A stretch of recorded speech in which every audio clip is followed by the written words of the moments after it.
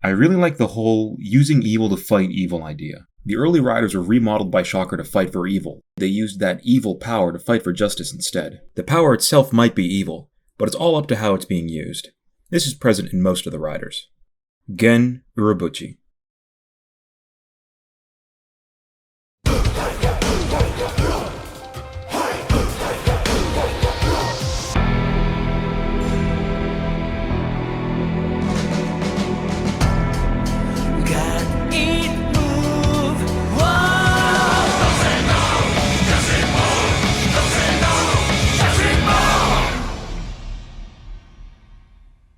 It almost seemed like Kamen Rider was unstoppable in 2013. The franchise continued to grow as it captured an English audience only a few short years earlier. Since 1971, Kamen Rider has been continuously evolving in characters, action, and story. It might be hard to believe, but back before 2009, Kamen Rider was even more of a niche in America than it currently is. There were very few fan subgroups, and it was even more difficult to find online. Then Kamen Rider Double's popularity gathered more fans. More fan subs were easily available, and all with the help of word of mouth. As I do research for these videos, one thing I keep in the back of my mind is viewer reaction before, during, and after a season is over. We literally are creating history to look back on when we get hyped and talk about the next episode of a show, as well as when thinking about a season in hindsight, whether that feeling is glowing praise, some slight nostalgia, or even disappointment. I've been watching Kamen Rider since around 2009, so when I researched seasons before then, I could only take what I saw online through forums, tweets, and occasionally videos from those times, rather than first-hand experience, which brings me to the main point I wanted to start out with. I always say your opinions matter more than mine, but what about the opinions and timing from Japan? What does that fan base have to say? Do they enjoy more seasons than the American fan base? Well, yeah, duh, but they're also closer than we think. That can even go as far as other talking points, memes, and of course, overall ratings. To a certain point, since after all, I also say that opinions change over time. Now remember that I can only bring up experiences that I saw and read firsthand, but I think a lot of people can attest to seeing how much dislike Kamen Rider Wizard had. Obviously it had fans, and I thought it was just okay, though weirdly enough, some of you might be surprised to hear that Wizard actually got higher viewer ratings than Fourze in Japan, albeit very slightly, which that alone is strange to point out since these ratings have been declining ever since Kamen Rider Double. My speculation is people stepping away from watching television and switching over to streaming. TV is one thing, but the toys are still incredibly popular, with Kamen Rider and Ultraman usually being at the top of Japan's toy listing. All hail our Bandai overlords, I guess, and sometimes Hasbro. To cut everything short, yeah, Japan clearly loves its Karate Bugman show, even when certain fan bases don't enjoy certain seasons. Although, where does that leave the American fan base? I say American because the term Western is more than just the United States. Kamen Rider is actually known in Latin and Hispanic countries, probably more so than in America because shows like Kamen Rider Black actually aired in areas such as Brazil, the fan base of which is still going strong there. The US does seem like it's getting the short end of the stick, as Toei doesn't even see it as a viable market in the first place as of the making of this video. It took decades before America even saw a Blu-ray release of a show, and before that, there were these really expensive Kamen Rider V3 DVDs, but I'm getting off track. Kamen Rider has gone so far from its roots, and yet still feels pretty familiar regardless of its motifs. I tend to say anything can be a Kamen Rider as long as Toei says it is. There are times I don't agree with their designations, but I can't exactly argue with the company who literally creates the shows and Kamen Riders themselves. I feel like the theming and motifs were more distinct from Showa as early as Ryuki, maybe even Amazon if you do want to include Showa, but in 2013 we got introduced to fruits. Some may be disappointed to hear a bug motif was pitched at first, but it was Bandai that wanted to see fruits as the theme for these Kamen Riders. Even though Double started new ground for Heisei Phase 2, there was a push to change things up at least a little bit for each season, while also keeping what made Kamen Rider so memorable to begin with. With a lot going into a single episode, and with an ever-changing production staff, it's interesting to learn who exactly are behind these seasons, especially when the quality of Kamen Rider has always been pretty amazing, whether it's the characters, action, and of course story. What does Kamen Rider Gaim have in store? I really wanted to take on a new challenge. I've been writing anime for so long, I've gotten so used to it, but writing a tokusatsu show is so completely different, I thought it would be a good choice. The writer alone behind Gaim had some excitement, worries, and everything in between. Toei wanted something new, so they looked towards anime.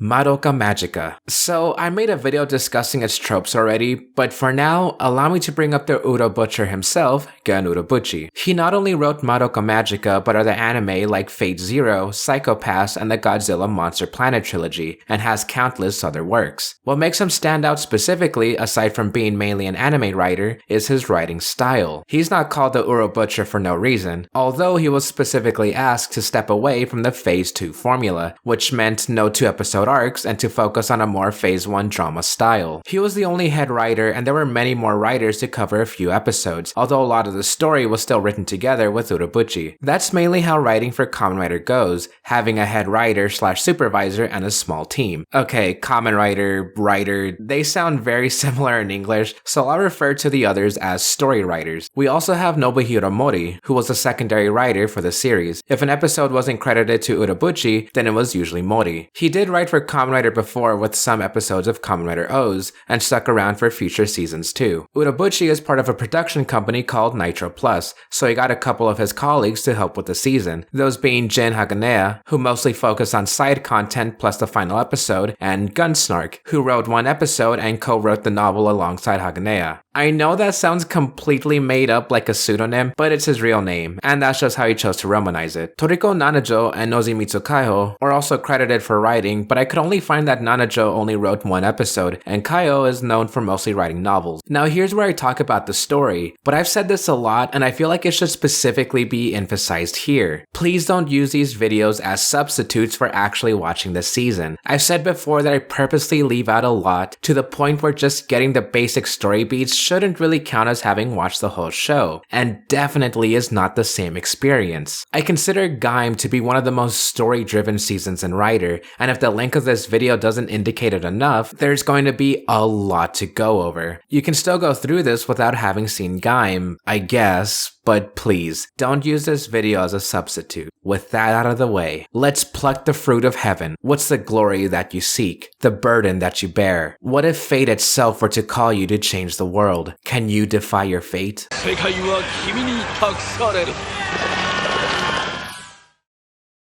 We cut to a young man trying to cheer up a kid. Aw, that brings me back to Kuga. This gentleman is Koto Kazuraba, and he lives in Zawame City, the home of Yggdrasil Tower. We're introduced to the city by DJ Sagara, an eccentric radio and live streaming host who explains how dance teams try to cheer up residents since everyone is under the watchful eyes of Yggdrasil Corporation. With teams come rivalries for dance stages, so to settle their disputes, the team use lock seeds to summon creatures called Inves. The obvious comparison is Pokemon, so yeah, it's basically Pokemon.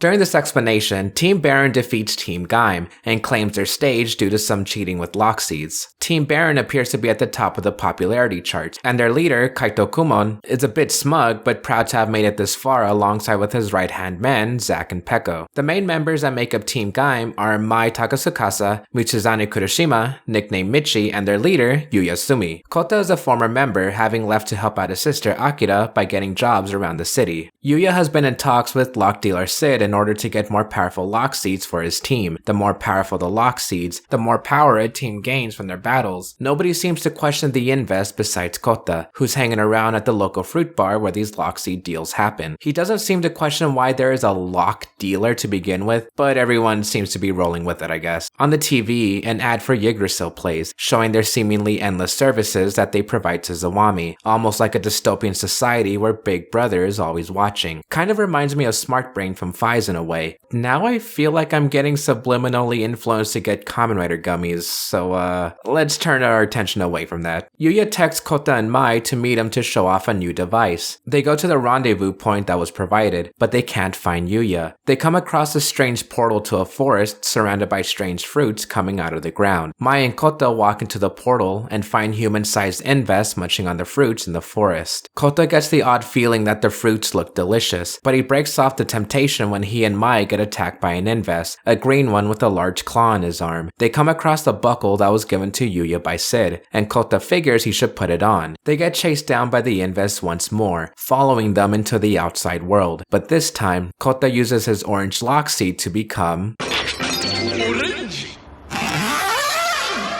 Lock on.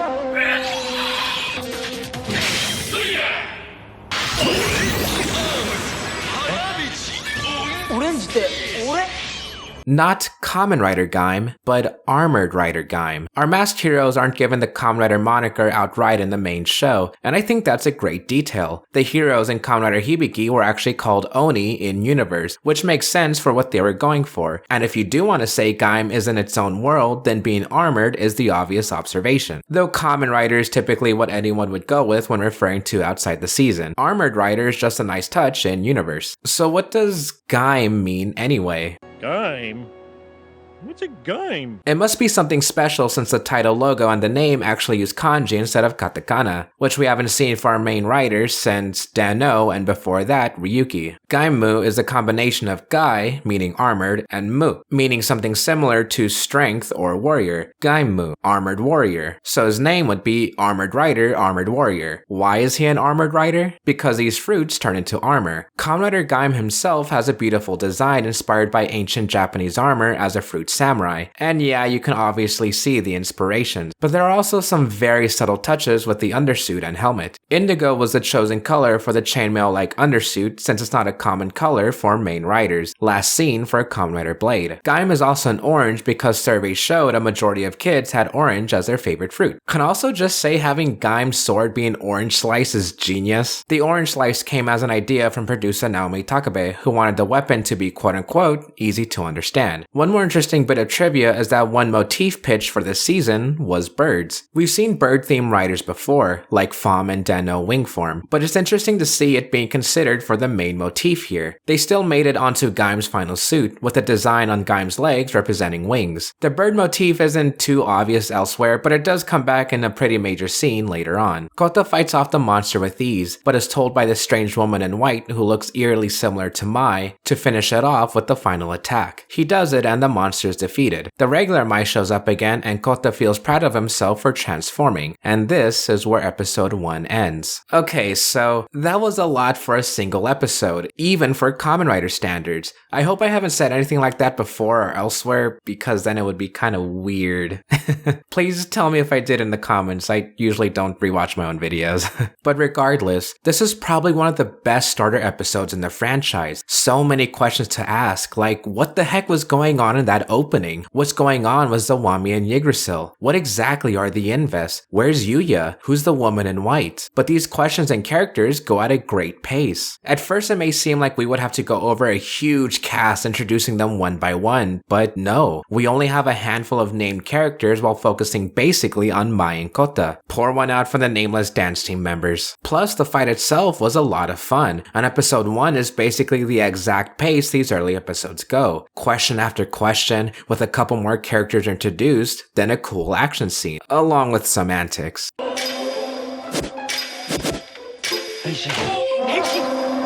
Yeah, I love Kouta already. Kouta uses his newfound powers for the odd jobs he's taken up across Zawame City, to mixed result, which is something we haven't really seen before. Sure, characters in Wizard might have used their magic outside of their suits, and we've seen Kamen Rider Nigo deliver toys to kids on Christmas, but Kouta transforms to do his job. It adds a certain likability to his character, on top of being extremely relatable to viewers. It's here we also realize that Kouta also isn't hiding away his powers from the public. He finally tries to become a hero again when he finds a boy trapped in a tree. But before he could transform, we're introduced to our obviously not secondary writer of this season properly, Kaito. He tells the boy to suck it up and jump off the tree so he could catch him, showing the difference between his and Kota's morals this early in the season. Yuya is still missing, so Mai and Kouta go back to where the portal was, but they notice the grass and the fruit have died down, leaving nothing but an open field. Mai reasons that because she's in Team Gaim and Kouta isn't, she should have the belt, but when she tries to put it on, it doesn't snap onto her like it does to Kouta. From Sid, they find out that the belt bonds to those who wear it first, and he offers them a new Loxy that will set Team Gaim apart from Team Baron, but the offer he gives is too expensive. We cut back to Team Baron dancing in a crowd, and wow, the dance choreography looks like a lot of fun. Dance teams are here in the first place so civilians can be distracted from their hold they're put on under Yggdrasil, and the dancing certainly seems like something anyone could enjoy. This might seem really weird and out of nowhere, but I actually really enjoy dancing games like Just Dance. So I can appreciate all the work and training the actors had to go through to learn all of this. Team Raid Wild, led by Ryoji Hase, challenges Baron to an invest battle. Due to the higher class Loxy that Baron has, Raid Wild loses. The crowd gathered for the dancing says how they'd rather see Team Gaim instead, upsetting Kaito, but he still declares that only the strong survive. It's around here where Kouta learns that his powers can be used to truly help people, not with odd jobs, but by protecting them from monsters and terrible CGI. Kaito also does cool stuff.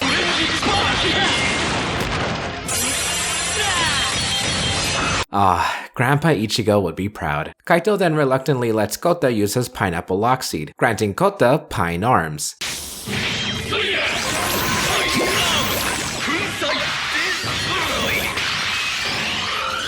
If you haven't noticed by now, the gimmick this season are lock seeds. I'll give you one guess on why they're called that. These lock seeds are the evolution of the fruits found in the Otherworld's forest, and they're okay. I'd say they're certainly unique and really only something that could come out of Kamen Rider or Super Sentai. The lock seeds have at least 3 different ways to open them from the sides. The designs are neat, and once you open them up, you get the inside of the fruit alongside its weapon. The DX toys are fun to play with, but the lower quality versions almost don't seem worth it, even for $1, since there aren't any springs to automatically open the lock and the sounds have to be cycled through. I also learned more about the intricacies of the toys by opening up a lock seed and noticing a pinhole in the back where the driver activates. Speaking of which, this season we have the Sengoku driver, named after the Japanese Sengoku era where warlords would fight for territory, and that's what it gets compared to in Gaim with the dance team. The Sengoku driver is really jarring to look at, an empty socket in the middle, a little knife literally sticking out of the side, and a slot where faceplates go. I would have liked it if the driver was bigger, maybe if more filled the top or bottom. Yeah, definitely not one of my favorites as a base design, but switch out the faceplates and add a lock seed, then you get a monstrosity that can look pretty cool. What I like the most are the sounds. Hana Micchy on stage. I know I said I prefer jingles that only say one word, but these are a lot of fun. Orenji. Then a short standby sound can be cut as short as you want without feeling like you're intruding on the song, and a big announcement that you know is gonna have a grand entrance. Orenji. Ichigo. Just so much fun. Although the idea for armor changes is nice, the execution isn't what I expected since not everything is going to look good together, like strawberry arms on top of Gaim. But like I said, it's a neat concept, and I don't think this season has any bad jingles. The one thing I don't like, that several other people can agree with me on, is how some arms are only used a couple of times. Of course, the show needs to sell toys, and Gaim is nowhere near the worst offender of this. But trust me, I'll bring it up in a future season. With pine arms, Kouta easily defeats the monster. Nice tripod reflection. The CEO of Yggdrasil watches the newly named Armored Rider Gaim gain popularity. Now we have a face to go with a mysterious corporation. He goes by Takatora Kodashima. In-universe, you can easily see that Armored Rider Gaim is named after Dance Team Gaim, which get their names from this artwork of the Armored Samurai. Plus, the sweater was actually sold in real life. Oh, by the way, Kouta rejoins the team, much to Mai's dismay since Kouta quit his jobs to join the team and fill in since Yuya is missing. Mai sees it as a sign of the team's weakness and says Kouta should look after himself first. Kouta reassures her, and the rest of the team say how cute of a couple they seem to be. Micchy then says, yeah. In a nice piece of characterization, Kouta comes back with the prize money he's racked up so far to give to Akira. To be honest, I don't remember them establishing that the Invest games have prize money, but maybe that's new. It doesn't matter because Akira doesn't accept it, saying that a job helps society, and the game doesn't help anybody except for Kouta and his team. Kouta gets a smoothie at Bando's fruit bar on the house when he's challenged by Kaito, berating him for not challenging any of the other teams himself, saying that victory is achieved by conquest. When they're in the arena, Kaito reveals his own driver, one he got from Sid earlier, turning into Armored Rider Baron. Banana! Come on!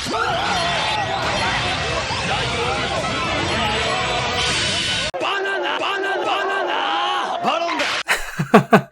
That certainly became quite the meme. Zack and Kaito's actors even recreated it during a cast final talk show. Sid shows up again to give them brand new toys. I mean, lock vehicles. The two riders race, transporting them into the Invest Forest. They get attacked in the forest, but interestingly, the Mai in white shows up to tell Kaito how they're tempting fate with their action. But Kaito says he creates his own fate, showing off how proud he is of his new power. Meanwhile, in the following episode, we see Micchy enter an extremely rich mansion where it's revealed that ToQger is his brother, which should have been obvious since they have the same last name. Kaito and Kouta continue to search around the forest. I like the detail that because they're already in the forest, there is no portal that opens up above them. Kouta stumbles upon some scientists who are examining the forest, but they run off when he approaches them. He soon faces off against a white-clad armored rider, who explains that Kouta doesn't deserve to have his powers if he can't see the evil brewing. Kaito then gives Hase and Team Invito's leader Janochi lock seeds in order for them to work for Team Baron. Meanwhile, Kota's in his apartment feeling depressed from his defeat by the White Rider. When Micchy and Mai visit him, he believes that as long as he has the belt, he'll be subjected to a game of life or death, kill or be killed. Hey, that sounds like the opening, doesn't it? I think we should get to that.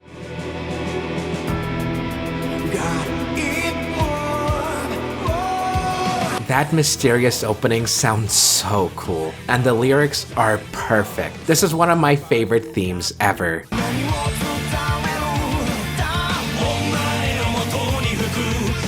I really wish I could say more, but that's basically it. The song is really good. Yeah, it's just good.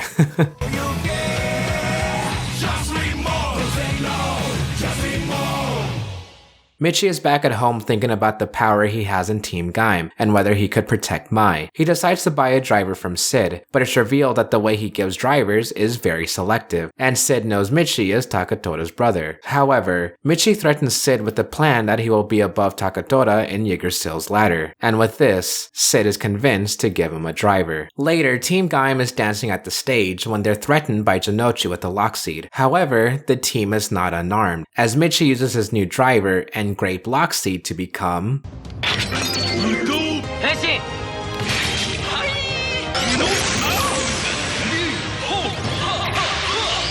Armored Rider Ryugen, also typed out in kanji. Ryu meaning dragon and Gen meaning mysterious or profound. Ryugen, the mysterious dragon, because Micchy's transformation almost came out of nowhere and his motif is that of a Chinese dragon. And before you ask, yes, Gen from Gen Urobuchi's kanji is the same as Ryugen. So I didn't really have any feelings about this suit. Green may be my favorite color, but this looks just okay.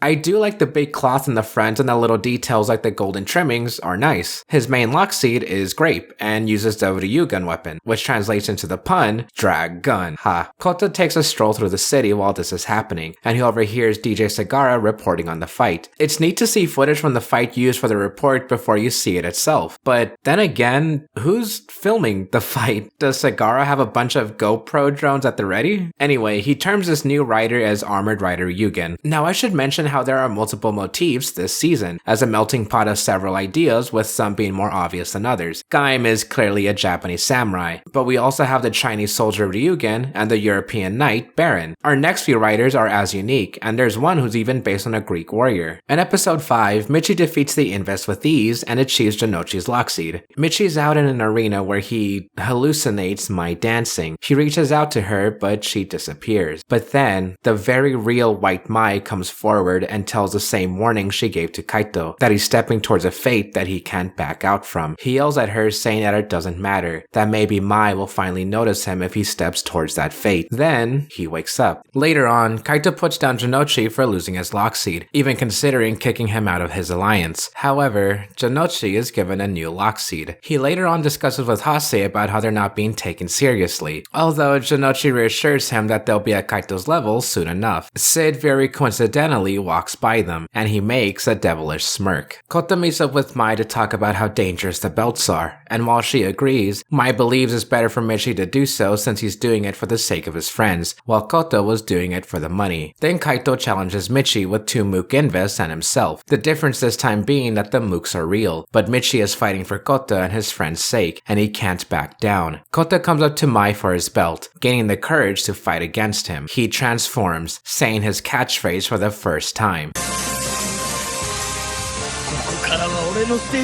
Micchy throws Kouta the strawberry lock seed, which he uses to become Ichigo arms. Not that Ichigo. We're not going into Legend Rider devices. Yet.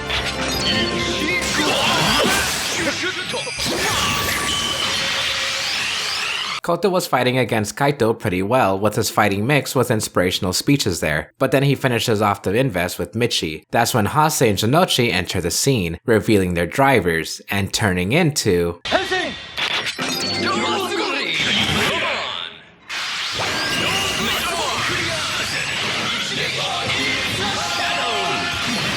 The two riders introduce themselves as Kurokage and Gridon. Kurokage means black shadow, but why is Gridon named that way? Cause the Japanese name for acorn is donguri, and Gridon is just the syllables switched around. Clever, but also really lame. The pair backstab Kaito and push him off to the side with their finishers. Hase nearly destroys Kaito's driver, but Kouta stops him. Kouta and Micchy make the riders run off and take their lock seed. Kaito reassures that he's alone, and that he has to watch his own back while not accepting the smaller people. My gosh, just accept the help at least this once. DJ Sagara reports on the fights. Still wonder how you can do that. And he says how this is just like feudal Japan and its warring states. Sid watches on his little tablet and debates on who he should give the latest testable driver to. Enter Oden Pierre Alfonso, owner of the Pâtissière Charmante that Kouta applies to. However, he declines his application immediately cause he's an Aquarius. Liz wants me to point out how she's an Aquarius too, so this offends her. Mad face. Mai visits Kouta's apartment with a gift, cakes and pastries from Charmant. It turns out among his many achievements, Oden is a world-renowned chef who trained in France for 10 years. Raid Wild and Invicto aren't the only ones leaving Baron's alliance, as Team Red Hot leaves as well. It later turns out that their leader has received the Sengoku driver back at the fruit bar. Later that night, Micchy finds his brother owns a Sengoku driver himself, one whose faceplate matches the white rider that attacked Kouta. Micchy steals a watermelon lockseed. Meanwhile, Oden is watching the armored rider fights and comments on how passionless these kids are. It's revealed that he too owns a driver, adorned with a durian lockseed. Very interestingly, there are pictures and army gear showing even more of Oden's past history as a soldier. The next day, Oden ambushes Jinochi and Hase while they're training, gathering a crowd and all. In a flashback, it's shown that Oden's driver is not a new one, but instead is the one Red Hot's leader was meant to have, but he forgot it when he was kicked out of Charmant. Then Oden finally becomes...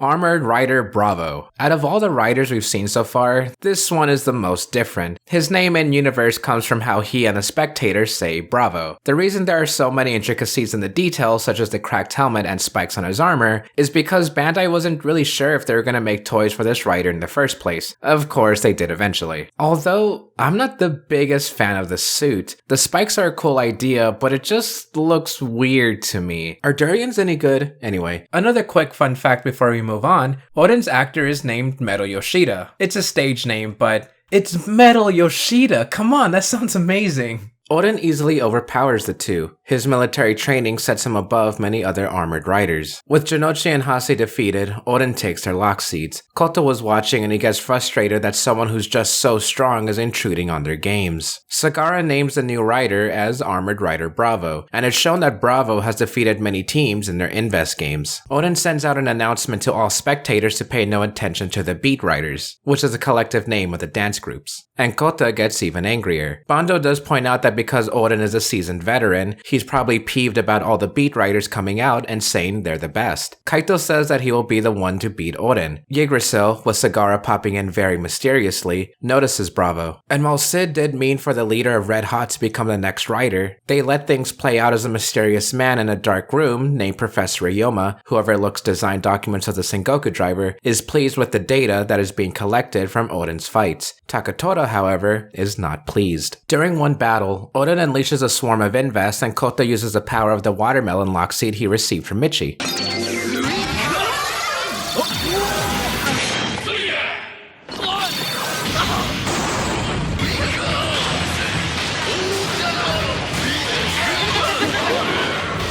Suika arms might be another CGI blob I normally wouldn't like, but it's cool that there's a physical helmet for close-up shots. These mecha forms aren't a common thing in Kamen Rider, though we have seen smaller mechs. A whole rider getting inside a robot is just really cool to me. This new form cleans up the Invest alright, and so is Bravo, technically, so Team Gaim is back on top of the polls. The team celebrates with a cake from Charmant. Once again, Kota's face is just great. This leaves Kaito peeved, and even more so when a Yggdrasil commercial plays. While he's clenching his fist at Yggdrasil Tower, Kouta is too when he's preparing for a job interview, which is some really nice directing and symmetry. Mai stumbles upon a new portal to the forest and tries to call Kouta about it, but he's too busy with applying for his job. Mai takes it upon herself to walk into it to look for Yuya, but she's attacked by an Invest. Kouta rushes to the scene and enters Helheim with his lock vehicle. Kaito happens to be in the forest gathering lock seeds, and he defends Mai against the Invest. Micchy comes back to Team Gaim's hideout and finds Sid, who wants to ask about the watermelon lock seed. Micchy comes clean with it, but brings up that he could blackmail Sid, but he wouldn't do that, cause they're friends. And because they're friends,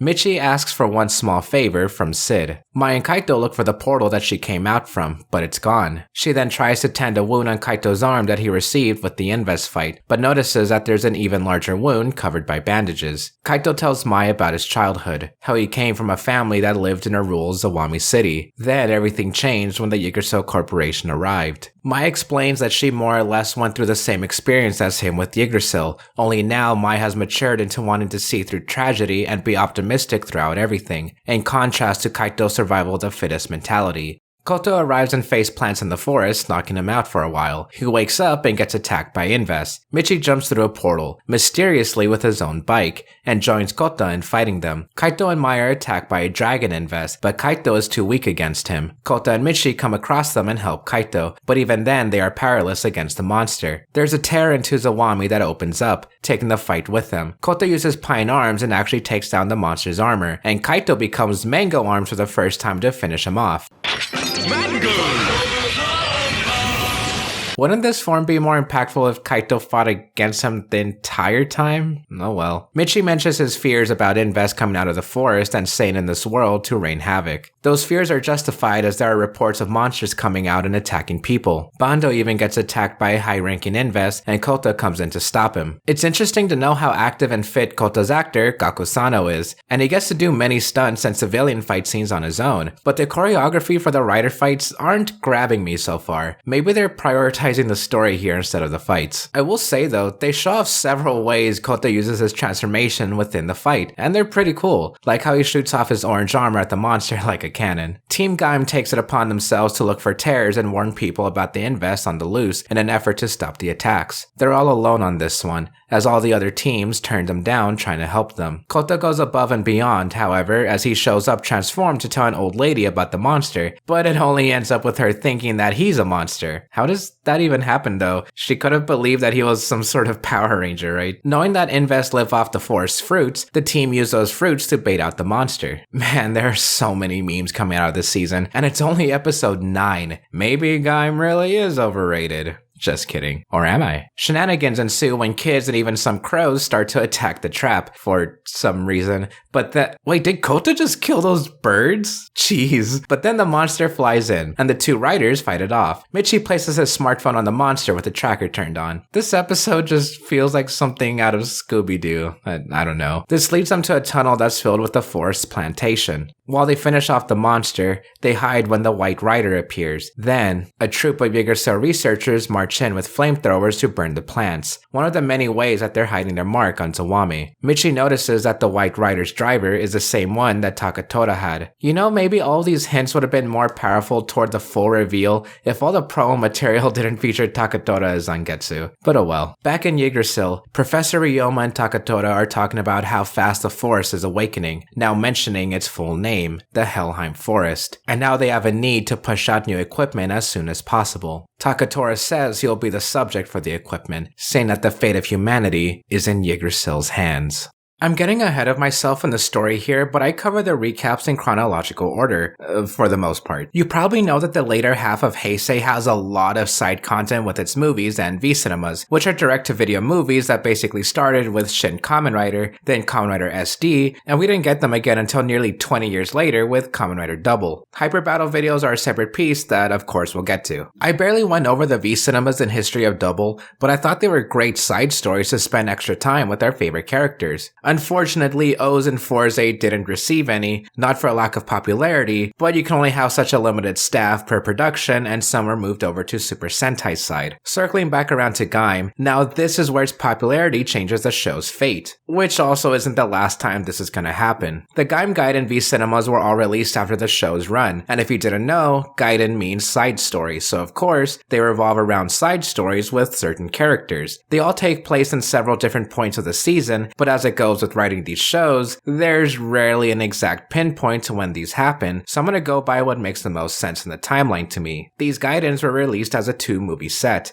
The first set released were Zangetsu and Baron, the next was Duke and Knuckle. As stated earlier, these were due to popularity, with the first set being pretty obvious releases and the second set being voted on by fans. There were plans for a third release as confirmed by voter cards that were included with the Duke Knuckle DVDs, but that wouldn't come into fruition until years later. My personal speculation is that there was a lack of funding and staff since the next season, Kamen Rider Drive, had a lot of side content in production too. In my opinion, that's where the overabundance, not oversaturation, of content really began, but that's for another time. Okay, I've explained enough. Let's finally get into the first of the chronological V-cinemas, Gaim Gaiden Duke. Professor Ryoma is working on new lock seat and driver models. He thinks back to when Takatora told him about drivers to save as many people as possible. A stranger attempts to infiltrate Yggdrasil to kill Ryoma with an exploding lock seat, though that's foiled when a woman, Yoko Minato, kicks him off a balcony. I don't know why, but characters casually walking by things like this makes me laugh, and it does seem kinda cool. Speaking of cool, Yoko,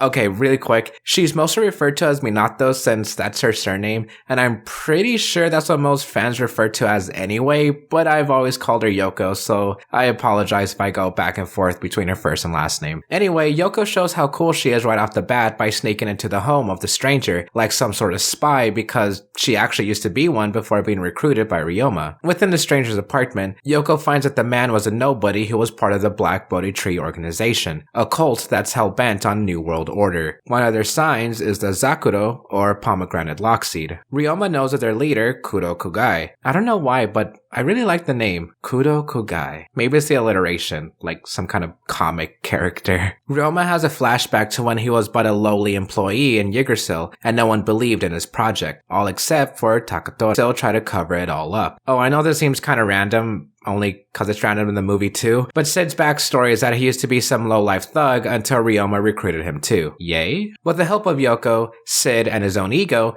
Ryoma finds out where the Zakuro lock seeds are being distributed. He and Takatora find Kugai's warehouse. Within is a greenhouse-like room that's made to be an artificial Helheim. Kugai arrives to stop them and puts on a driver.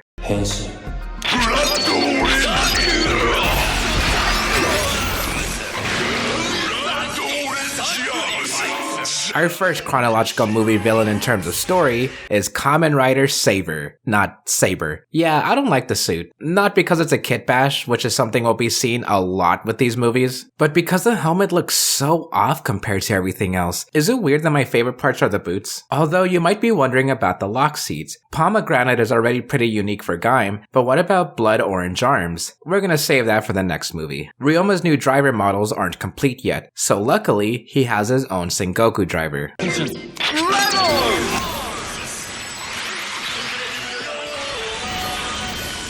the jingle just say Incredible Ryoma? A couple fights later and Kugai is defeated by Ryoma shooting at his driver. Ryoma walks down an alley as his posse of new riders join him, and while he says that he wants to become a god. In another plane of existence, Kugai gives a blonde man a banana lockseed, ending Gaim Gaiden Duke.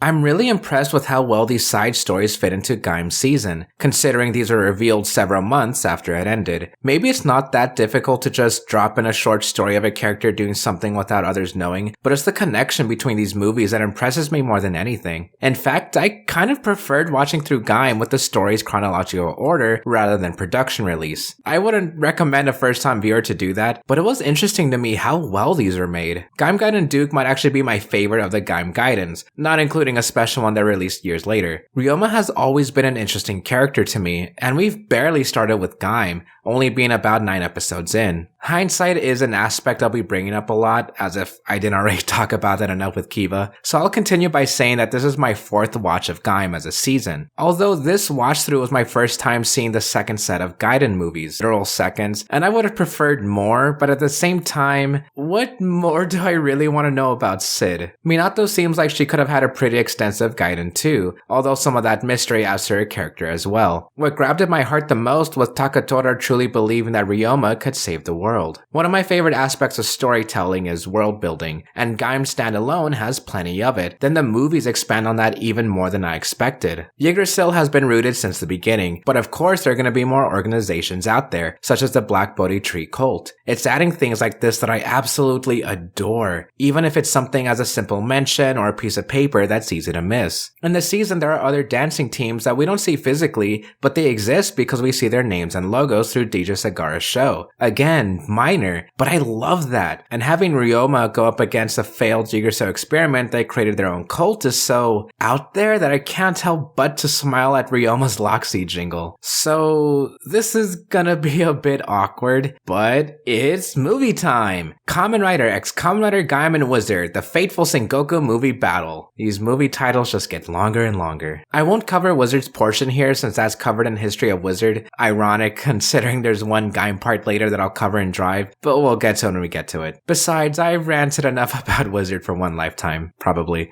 All you gotta know for now is that Nito was taken into a portal and Haruto followed him in it. Okay, let's start. In a Sengoku-like era, Kengo summons Bujin Forze, and Nago summons Bujin Kiva, where both sides battle it out. This is the Warring Era, where Kamen Riders battle for control over this world. Meanwhile in Zawame City, dancing, then some fighting. Admittedly, this is a really cool setup as the beat riders gather and the crowds cheer for them. It's one of my favorite ways to see transformation sequences. And plus, the crowds just love seeing these characters in and out of the shows, as you can see by the behind the scenes footage, and it's great. DJ Sagara is the one introducing us to this, and you can tell he's having fun. Just look at his actor hamming it up. By the way, this is one of the few times we hear the dance music titled Teppen Star. It's a lot of fun, and seeing so many dance teams perform like this in one take looks really impressive. Here's a detail you probably wouldn't have noticed since they don't appear on screen too much, but one of the dance teams here is an established one within the show, Team Pop-Up, and they're played by the Kamen Rider girls. This won't be their last mention since they do perform some songs for the soundtrack. During this Beat Rider Battle Royale, a tear opens and a monster kidnaps Mai. I really hope this isn't a running theme in the season. Kouta, Micchy, and Kaito enter the crack and are teleported to another world. They see a battle occurring with Buja O's, and his warlord is Nobunaga? But it's the same actor as Date, Kamen Rider Birth. Why Nobunaga? This was already in O's summer movie, so then, you know what, never mind. Kaito meets Date Nobunaga and is told to fight with full power and ambition. Then Kaito is given the Taka Core Medal, despite O's using the Taka head.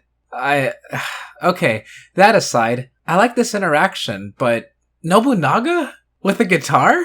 At least the cast and crew were happy to see Date's actor return. Okay, I'm probably never gonna get over this. What the heck? During this battle, Kouta is introduced to Bujin Gaim, who uses the blood orange lock seed. At first I thought this was just some edgy name they went with to sound cool, and it is, but it's also a real type of orange that I don't want to try at all. Please get that off screen. And just to get this out of the way, we saw in Gaiden Duke that Kugai was able to go through some trans-dimensional hopping or something like that. So my personal headcanon is that he was able to get a blood orange lock seed from here, since this is another world. Bujin Gaim doesn't have a face as far as I'm aware, but he's voiced by Rikiya Koyama. who played Joe the Haze in Kamen Rider Black RX, and even did a lot of voice work for the next anniversary season. Interesting guy. Kouta and Micchy get captured by a man named Ieyasu. He used to be Bujin Wizard's warlord until Bujin Gaim killed Wizard. He also embodies me by wearing the Sengoku driver and pretending to transform. Ieyasu's played by celebrity Joseph Greenwood, but goes by the stage name Joy, all capitals. During the talk show promoting the film, he talked about how he was excited to be part of Kamen Rider. Oh look, there's a cameo from Ryo Terui and Akiko. Aw, I hope Ryu's head is alright, since it took quite a few times getting hit with that sano behind the scenes. That's not even close to Philip or Shotaro's voice. Oh man, you can see the double suit deteriorating. I miss them. Takatoto arrives transformed into Zangetsu and takes a Joker memory that was dropped by Double. After a different battle that had Bujin Fourze defeated, Takatoto also got one of Fourze's switches. Meanwhile, Mai is going through this world herself and is about to be attacked, until Haruto Soma, Kamen Rider Wizard, arrives and saves her. They're able to meet up with Kouta, who explains what's been going on. Haruto transforms in front of Ieyasu and is given an infinity ring. We have a big showdown between Kouta and Kaito, who's been creating his own army because he's Kaito. And there's this really cool civilian fight that has their fruits float over them, and oh man, I just love it so much. Bujin Gaim continues with his plan by making like a tree and growing giant. All of our riders gather and White Mai appears, creating Helheim fruits, connecting the previously collected rider gimmicks into brand new Legend Rider toys.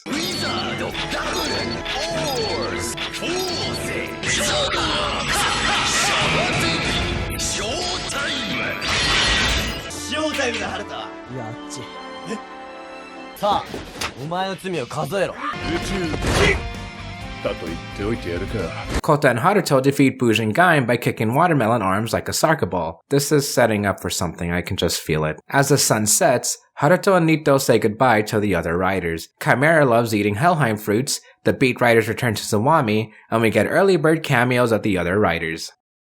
Yeah, it was okay. As I said before, world building is one of my favorite parts of a story. This war between riders was a great idea, though we didn't get much of it. I like seeing cameos of previous supporting characters, for all 5 minutes we got of them. Kouta's part of the story was pretty entertaining. Even though I didn't bring up Kaito much, he did just get a bit more development into learning certain ways of handling power. His actor mentioned that this movie helps push Kaito in a certain way, which I can agree with. Plus, I've always liked this olden aesthetic with war banners and swords. Visually, I liked Gaim's portion of the movie, but the story was just okay, and that includes Wizard. My main only real complaint I give is that Shingo Kawaguchi, who played Todoroki in Kamen Rider Hibiki, didn't cameo in Gaim's portion but appeared in Wizard. And that's about it.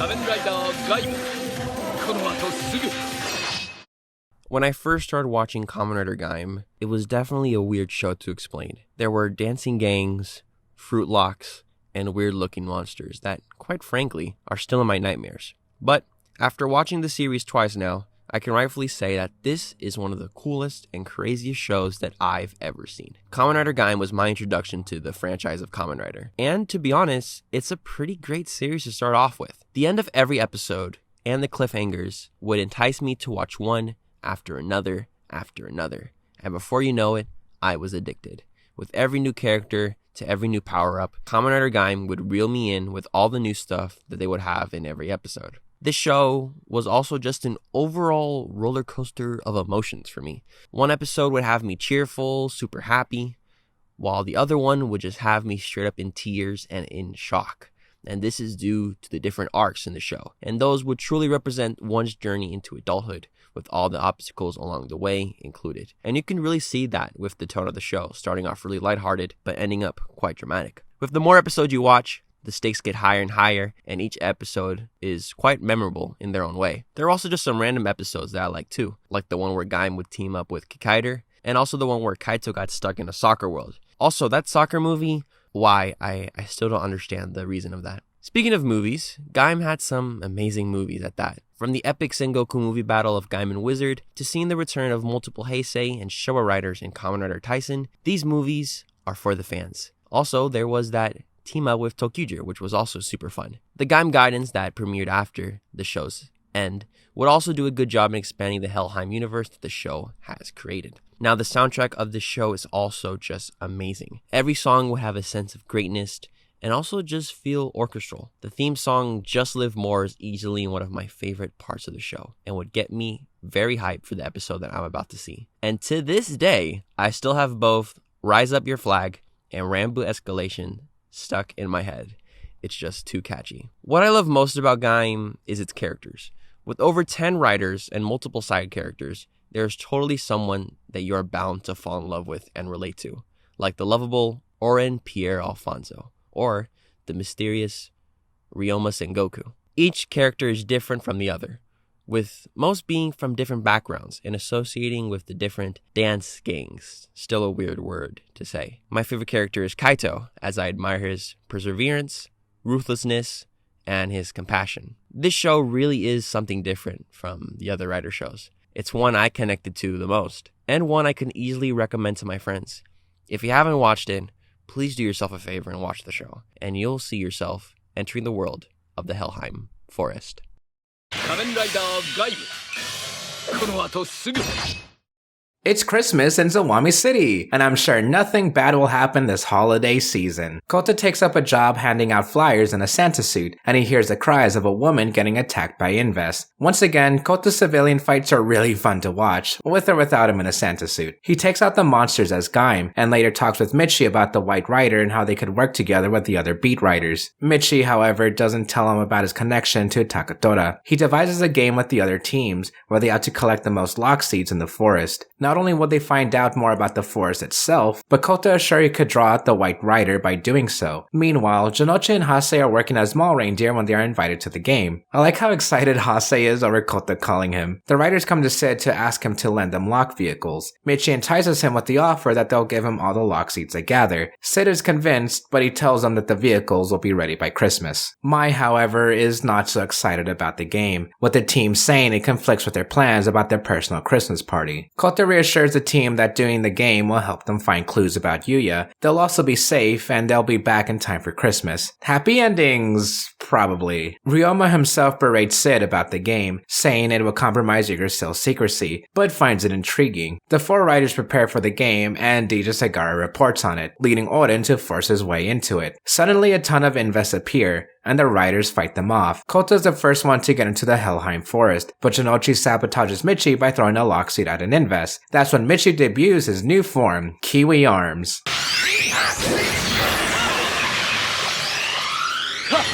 I've never had kiwis before. Well, this looks cool. Back at Yggdrasil, however, ToQger hears about the armored riders being in the forest, and he prepares to go himself, showing off his first on-screen transformation into Armored Rider Zangetsu.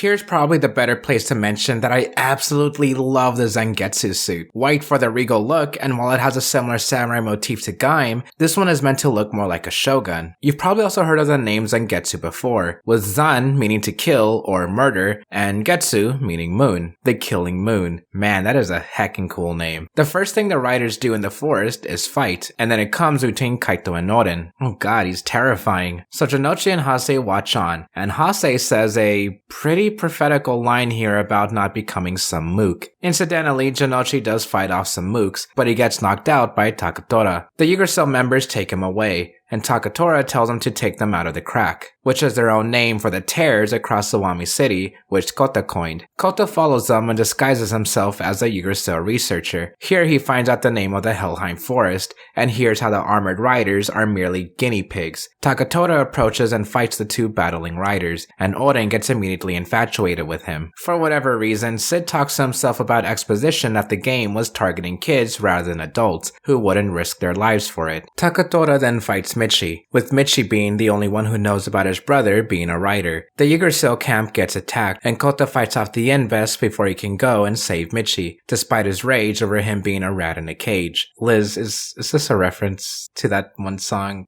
I didn't even read that sentence. Hase shows up and fights ToQger just before Micchy is defeated. Hase is actually an okay match for him, up until he gets pushed off and the White Rider accidentally attacks his driver. Nice Santa hat, Sagara. Kouta and Micchy give the lock seeds Seeds to Sid, though Kouta warns him about their power. Sid tells himself that he should probably close up shop. Then, Team Gaim has their party. Yay! Maybe things will work out this Christmas after all. I'm sure this won't mean anything down the line for Kamen Rider. Inside of Team Gaim's hangout, Kouta and Kaito notice that their lock seeds are looking moldy. The Mai in white tells them and our Mai that they need to do 4 tasks to make their lock seeds fresh again. First, they clean the room. Don't forget to clean yours too. Second, they bake a cake, which is actually a hobby that Kaito's actor does in real life. Next, some fresh fashion with Mai. And finally, a fresh smile. Koto's adorable smile creates a fresh orange lock seed, but Kaito's smile wasn't satisfactory, so Kaito gets into Helheim to get more lock seeds. Micchy and Takatora were doing the same thing to try out new arms. Kouta enters the forest with a challenge from Kaito, and takes on the riders with his fresh orange arms. Fresh orange! Fresh orange arms! Hananchi on stage! After defeating them with the lessons he learned earlier, Kaito continues practicing a smile. In case the weirdness didn't give it away, or more weirdness than usual, this is the Hyper Battle video, and yes, it's amazing. The main thing to point out is that this special shows off different arms for Baron, Ryugen, and Zangetsu. Man, banana arms looks good on everyone. Oh Micchy, that shield is gonna be so ironic. Kouta is so great, look at him with those moves. I love Hyper Battle videos. Even the least good ones are always so funny. Of course, it's not a necessary watch, but it's not a waste either. Hope you guys enjoyed this little detour, cause this marks the end of the Beat Writer saga. Well, technically it ended at episode 11, but the Hyper Battle video is a good end too. You might be wondering, wait, there are sagas? I prefer the term arc, but basically, Gaim's 47 episodes can be cut into chunks, episode 1 through 11 being the Beat Writer saga. And now, we're about to enter the Yggdrasil saga. Kamen Rider Gaiden.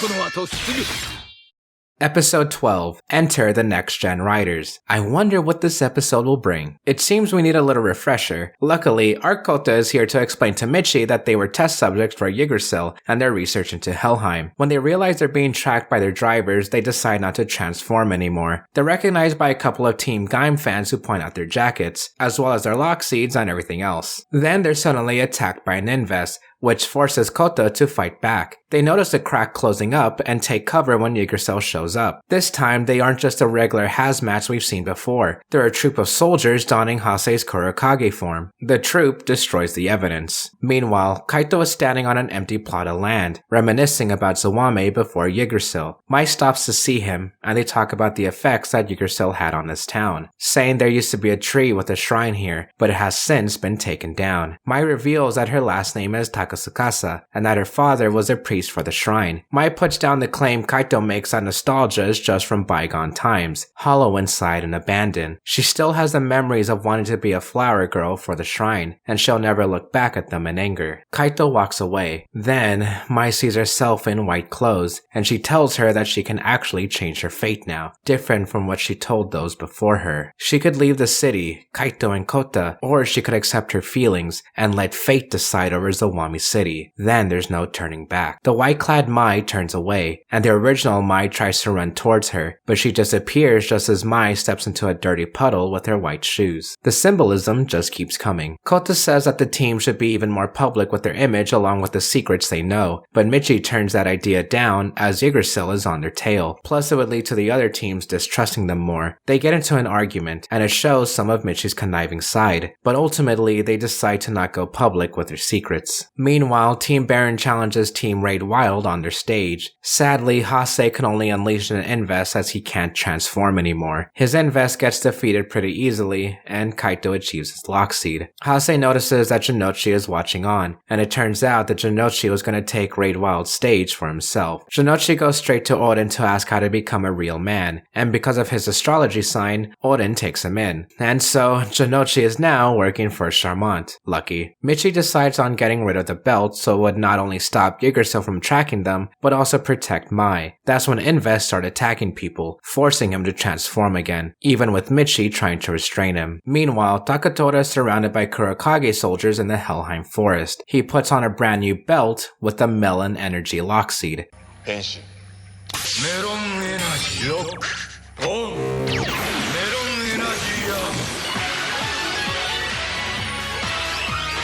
He defeats the Kurokages easily, and the test is a success. The forest fades away into a white factory setting, and Ryoma says that the Sengoku drivers serve their purpose, making way for the new generation riders. A man in a hospital bed is being overridden with Helheim vegetation, being one in many to be afflicted. Kouta watches a news report of this disease affecting those who watched and were attacked by the Invest games. Yggdrasil is aware of this, and had even expected it with the expanding rate of cracks opening up in the city. DJ Saigara appears to them as a hologram, warning that they should still watch over the beat riders. Hase rushes to the fruit bar with his heartbeat racing. He tries to find Sid, but he's missing. He starts having hallucinations outside over people being Invest who terrorize him. He even starts to envision other riders chasing after him, and he runs, wanting his power back. Team Baron plays on Raid Wild stage to a very small crowd when another group of people yell at them to leave Zawame. Kaito just straight up threatens them with his rider form and his group of Invest, which is absolutely brutal. But then, Odin shows up and plays the stage's hero. He fights off the Invest and Baron for the people's sake. When Team Baron walks out, the people cheer on Odin as their hero. I mean, why wouldn't they? Why would he send out Invest to a group of defenseless people? Odin later sends out an announcement declaring himself to be Zawame's hero against the beat riders. He even shows off Jinochi as the one rider who's paying his duties as one of Charmant's bakers. Morale is down for Team Gaim, and Micchy believes this was all a plan from the start by Yggdrasil, setting up the beat riders as scapegoats. Kouta later tries to fight off some Invest, but he gets stopped by Odin, who says he's actually contracted to fight the riders and not protect the city. Kaito shows up, not to help Kouta, but to defeat Odin, who says some comments about their pride and whatever, and like, isn't it weird that this 30-something's expecting so much out of these teenagers?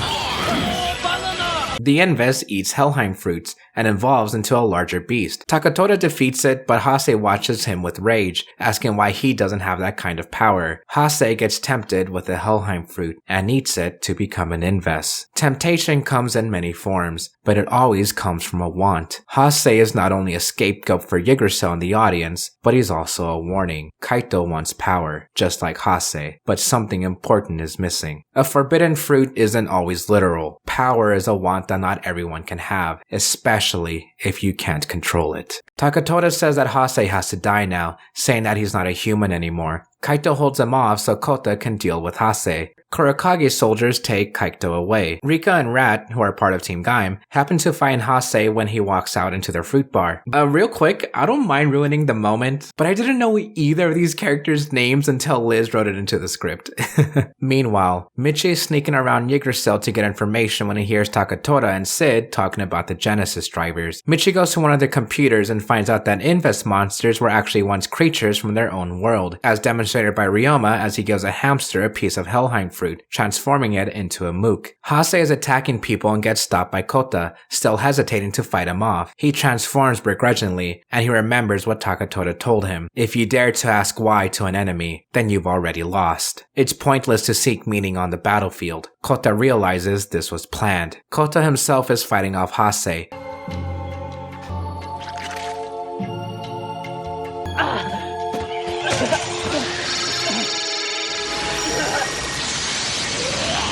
Micchy crumbles with the news that Kouta has killed Yuya.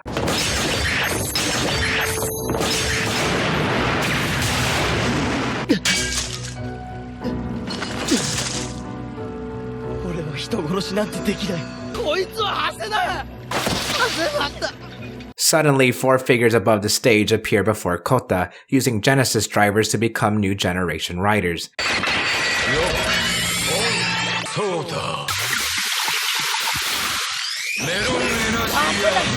Takatoda tells the red cherry armored rider to clean up his own mess, as Hase was created from the games.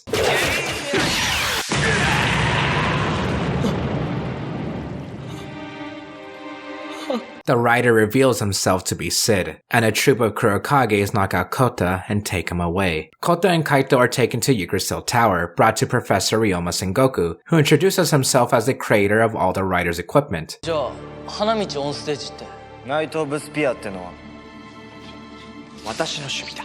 Kouta is lying down in his cell when DJ Sagara visits him, who thanks him for all the entertainment he's brought so far. Sagara tells Kouta his philosophy. Humans have little time to be alive, and what matters is how bright they can shine during their limited time, and what they leave behind after they're gone. Kouta says that what he wants to do is protect everybody in the city. Sagara likes that answer, so he leaves him with a key card, a lemon energy lock seed, and a mysterious attachment to a Sengoku driver. Micchy meets up with Kouta and they get out of the cell along with Kaito, and Kouta happens to see a video of Yuya on one of the screens, which Micchy tries to shut down. Sid transforms into Armored Rider Sigurd,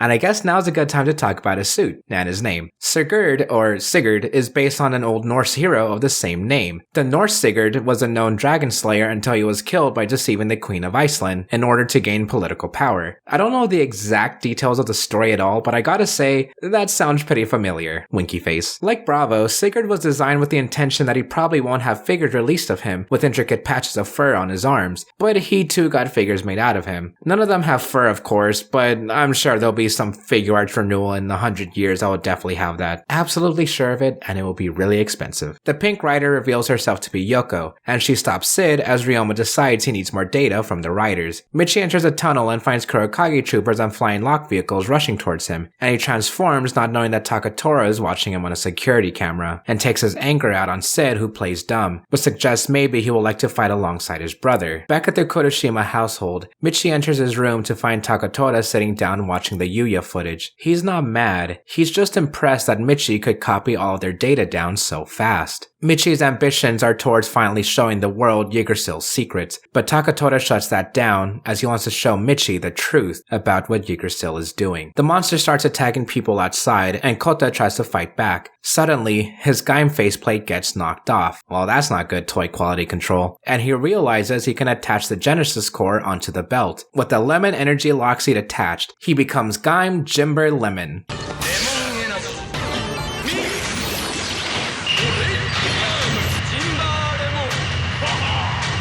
What a nice suit. This one grew on me the most out of all the Gaim designs. It was just okay to me, though I'm really loving seeing it in action. The name comes from Jinbauri worn by samurai, and you can clearly see the inspiration on screen compared to the arms. So I've always wondered why subs distinguish between Jinbur and Jinba. Toy listings have it as Jinbur, but the katakana says Jinba. And I think I finally understand that it doesn't matter. Back in the Helheim forest, Takatora takes Micchy to an unknown area. Horror comes to Micchy's face as he falls to his knees and is convinced of Yggdrasil's goals.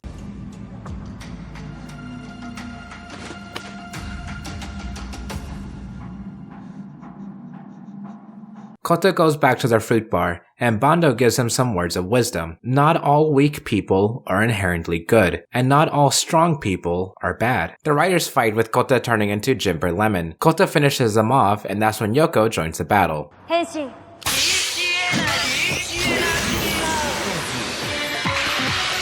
As always, the suits are beautiful, and Kamen Rider Marika is up there in the top 3 for me. Aside from green, I actually really like pink. Marika's suit shows power and elegance, with that shade of pink looking nice no matter what lighting she's in. Bonus points for Yoko's actress doing her own stunts too. Yoko and Kota's power are properly matched, though with Yoko's skill she manages to edge out Kouta. Kouta is going around the city fighting Inves, and my plans for all the teams to get together and dance on stage to show that they are done fighting each other. They notice that Baron hasn't been invited yet, which is funny because they're the team that actually started the gang wars to begin with. However, Mai still intends on inviting them no matter what. Mai asks Kaito directly about the dance, but he declines, saying that he actually never cared for dancing, only for expressing his power. Peko and Zack are pretty upset by this, with Peko saying he joined the team for the dancing, and so Kaito says he's quitting Team Baron, but he leaves Zack, now the new leader, a gift, a mass-produced Sengoku driver. The dance starts, but it's only Gaim and Baron that show up, and like 5 people in the audience. However, Sagara cheers on the beat writers from his show, taking Takatora off. The team decides to do the show anyway, but Oden plans to sabotage them along with Jinochi. They unleash Inves onto them, but Zack shows off his brand new Sengoku driver. He becomes Armored Rider Knuckle.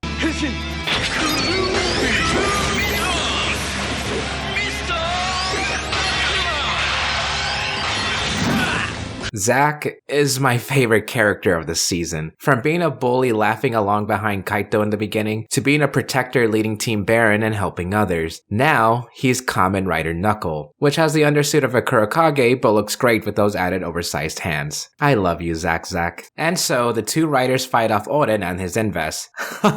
Oh, look at that Inves, he's trying to dance too. The other teams come in, and even as Kota's fending off against Oden, they start to dance together. It's funny to see Janochi begrudgingly dance here too. The Beat Riders hotline comes pouring in with supporting fans, and Kouta takes down Oden outside. Wow, everything is great. Nothing can ruin this moment.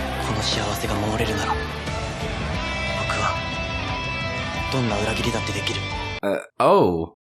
But we can't dwell on that just yet. Team Gaim and Baron are back at the hideout happy over their one last dance, with many of the teams disbanding afterwards. Kaito steps into Yggdrasil, and Ryoma tells Sid to stand down. Meanwhile, Kouta fights the White Rider, and they de-transform through their finishers. Takatora tells him that he will reveal the truth about Yuya if he is courageous. Afterwards, Takatora tells Kouta that the Helheim Forest is said to be the remnants of a civilization which was taken over by the Flora, consuming the entire world. And then, it's movie time! This was the first of the Gaidens released post-Gaim, focusing on Zangetsu and Baron, with the former being the most popular rider for obvious reasons. He has the best suit. Takatora remembers back to when he was taught about noblesse oblige by his father, meaning they need to uphold their family values and traditions. He also remembers hearing the news of his father's passing from a worker under the Kurashima household, Katsuki Toka. What a coincidence that Takatora is thinking of her now, and then she shows up again in the present, right in time for a new Apple Rider to appear. Takatora investigates deeper into this mystery and finds out about a childcare facility that also has connections to an Apple Lockseed experiment. Surprise, surprise, Toka was part of this experiment and was the one who killed Takatora and Micchy's father. She's also using the Ringo Lockseed.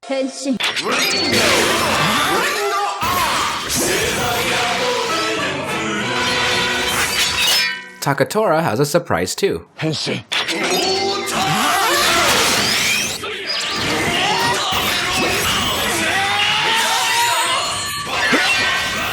Ryoma finds Toka and is impressed that she was able to use one of his first Lockseeds he invented. Then he kills her. The end. That was it. I was expecting a bit more when it came to a popular character like Takatora. The story seemed a bit basic and went by way too quickly, though I guess it can't be helped with a short runtime. I did like the little bits of backstory with the Kurashima family, even if it was just who their dad was. The suits were kinda cool too. Watching Gaim in chronological order must be extremely weird when it seems like any Apple Riders just come out of nowhere, and the proto-watermelon suit was neat too. Although I am a little disappointed by the lack of any big story revolving around Takatora. I still think it was nice to get some extra content, and that's the main takeaway with these V-cinemas. They're extra story bits if you want, but definitely not necessary. Just wish the fight was good. Next is Gaim Gaiden Baron. Oh heck yeah, a story about Kaito. I bet this one is gonna be a bit more serious since he's a tragic character and is gonna face some great opposition. Maybe we'll learn why he's so lustful for power. Oh man,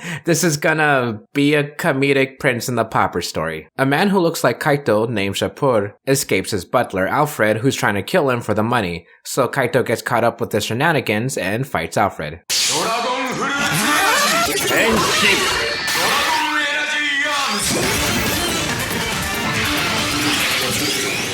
All of that summed up in a single sentence. But the movie is actually pretty good.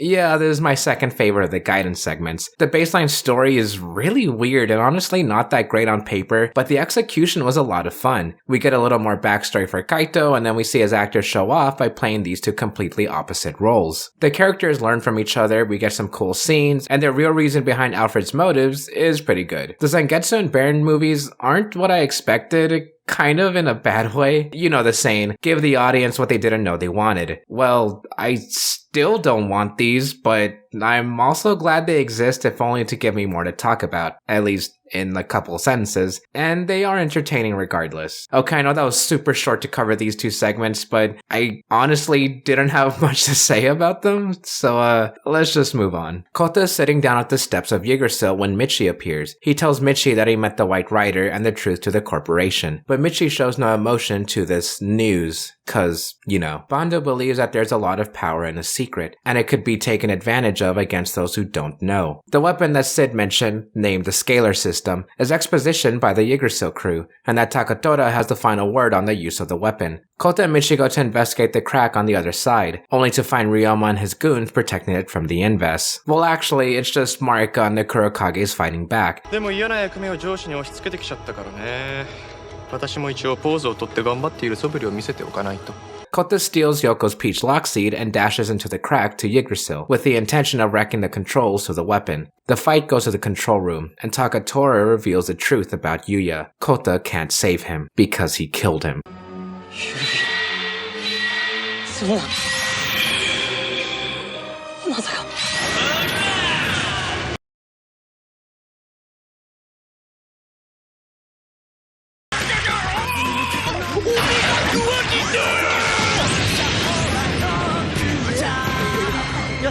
Kouta goes back to the bar to think about his plans and Micchy's suggestion that he and Mai should leave Zawame and give him the responsibilities of defending it, and finding DJ Segara calling out to him with a proposition. Admiring his need to dismantle the idea that saving requires sacrificing, he gives Kouta another gift, the Kachidoki lockseed. With this, he makes haste to the Yggdrasil building, armed and ready.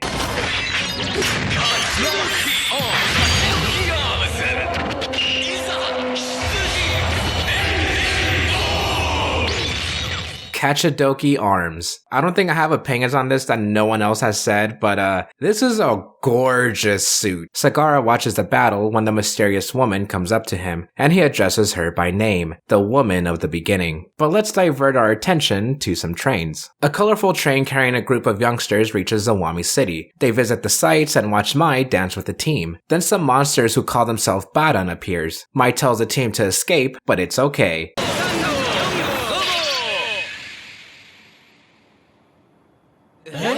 This is Resha Sentai ToQger vs Kamen Rider Gaim Spring Vacation combining Special Super Ultra Arcade Remix Hyper Edition EX Plus Alpha. Wow, I said on the first take. Yay. Kamen Rider and Super Sentai have crossed over before with Superhero Taisen, and earlier with Decade and Shinkenger. But this is the first time we got a combined TV special dedicated to the crossover. I'm all for it since I like seeing these different shows with different personalities interacting, though a lot of that comes down to the story writer, who was Nobuhiro Mori. I did say earlier he wrote some episodes of O's, but he also wrote some of Go Busters? Okay. Oh wait, he also wrote my favorite episode of Kamen Rider Ghost. Oh man, I'm so excited to get to that. And if you couldn't tell, that was sarcasm. Or was it? At least this special wasn't written by Gen Urobuchi, or else we'd see one of the ToQgers.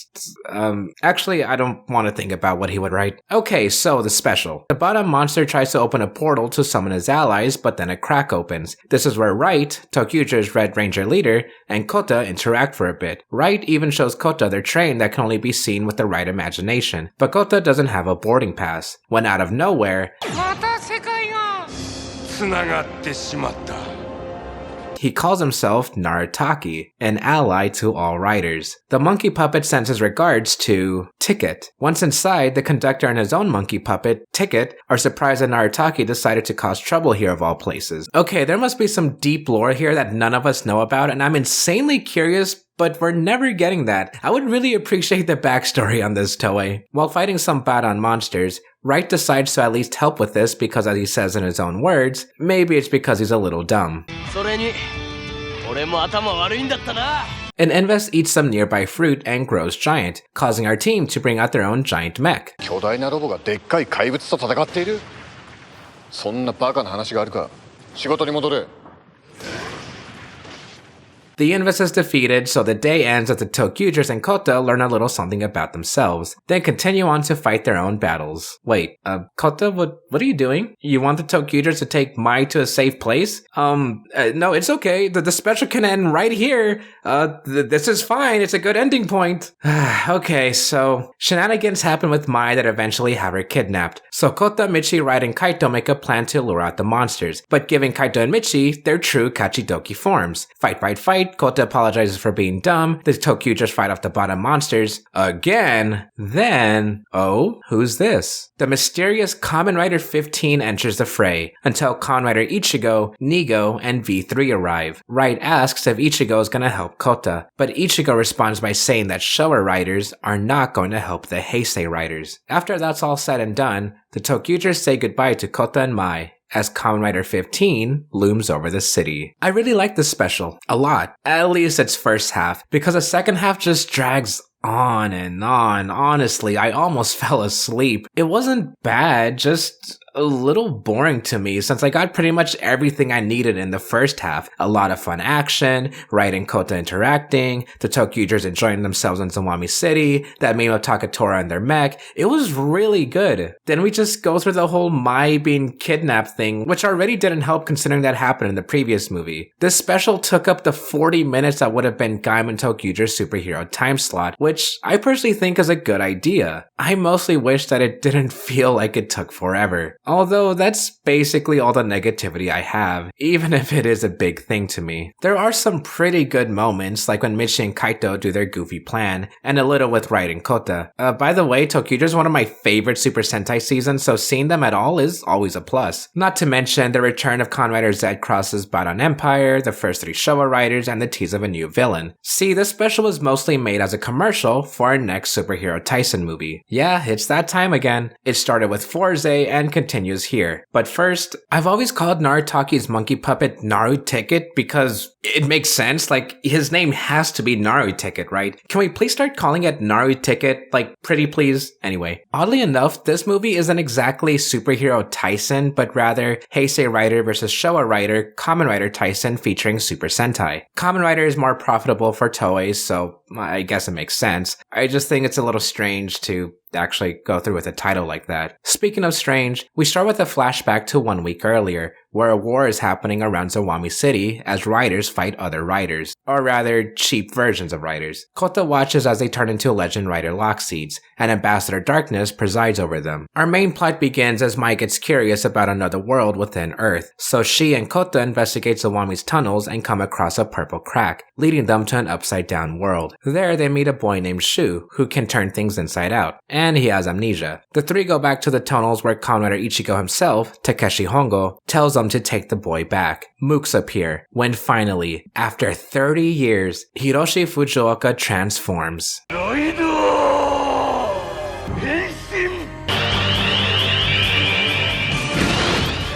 The orchestral version of Ichigo's theme is a nice touch. More of Baran continue their rampage, so now it's time for the rest of our riders to transform. That's so cool. Then the mysterious Kamen Rider 15 debuts. 15! Henshin.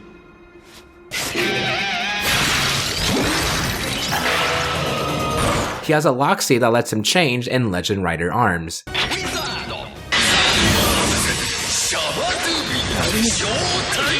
As the fight continues on, now with more Showa riders, Shu, Kouta, and Mai hide out at Bando's fruit bar, where they meet the destroyer of worlds, Tsukasa Kadoya. That parfait actually looks pretty good. Oh, Tiny Narutaki is here too. Narutiny. He says that to defeat Baran, they need to gather the power of the 15 Heisei riders. However, they cannot mix with the Showa riders.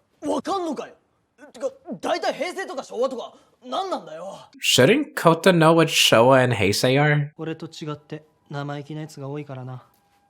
お前が一番生意気っぽいけどな。Tsukasa makes his first stop at Futo City, where they find a half-boiled detective, Hidari Shotaro, but he's busy doing important detective work, such as searching for lost pets. Tsukasa's next stop is a laundromat to meet with Takumi Inui, who also doesn't want to help since he's busy making the world's laundry white, as in, not interested. We focus on Takumi for a bit as he gets caught in a hostage situation by Kamen Rider Kuga's suit actor. An older gentleman calms down this criminal, and Takumi takes a liking to him. Takumi even helps the man take care of Kamen Rider Black suit actor too. In a flashback, Takumi thinks about Kosaka, his old friend, who he failed to save. Baton troopers arrive, but Takumi is hesitant to transform.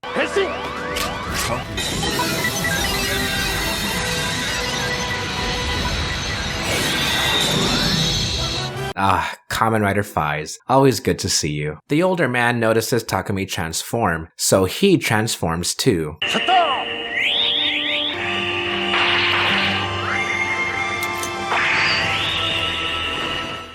Kaisuke Jin, Kamen Rider X, returns just like Takeshi Hongo, and Jin 2 is against the Heisei Riders. Oh yeah, while we were watching, Liz told me that Jin is supposed to say Dai Henshin because he gets upgraded in the season and has no need to say set up anymore. So I'm just gonna go with that. Kouta and the gang run into 15 again, who explains that he wants Shu in order to turn the world inside out or something. Then more fighting, but now with Shotaro against Black and Black RX. Henshin.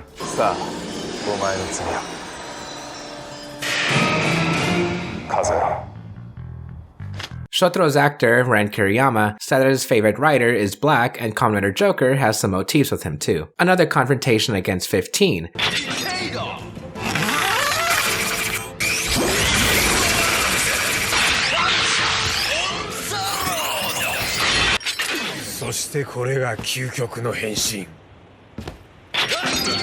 You know, all these years I never understood how Gaim is the ultimate arms, especially since it's not even Kachidoki, just base form Gaim.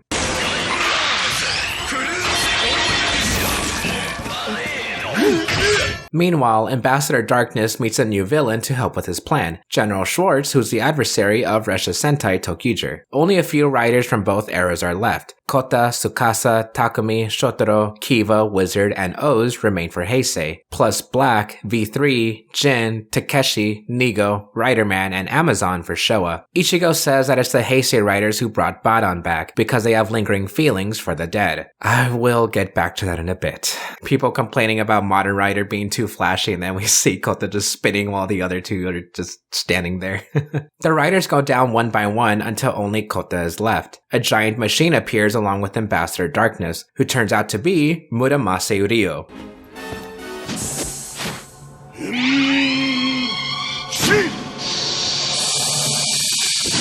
After another 30 years, we have Ryo's transformation into Kamen Rider Z-Cross. He had a plan to transform the riders into Lockseeds in order to summon them later to gather and fight Baton.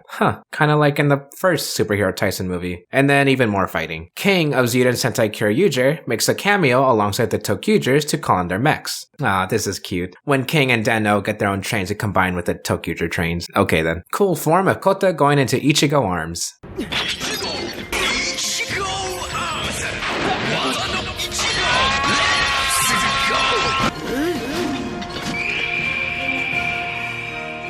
Spirits from the underworld wander Earth, including Kusako, who berates Takumi. But Jin's like, hey, don't. And Takumi's like, okay. And Haruto's here too.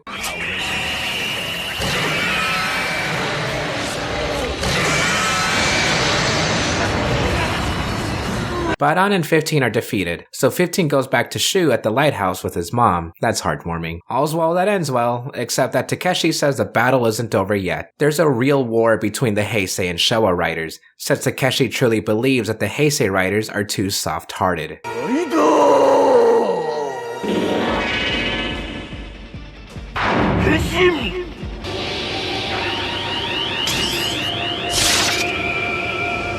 You can see the original blue suit during that henshin. Now it's a fight between Showa and Heisei. So, I know I'm gonna sound biased here because I am, but Kuga alone can beat the Showa riders.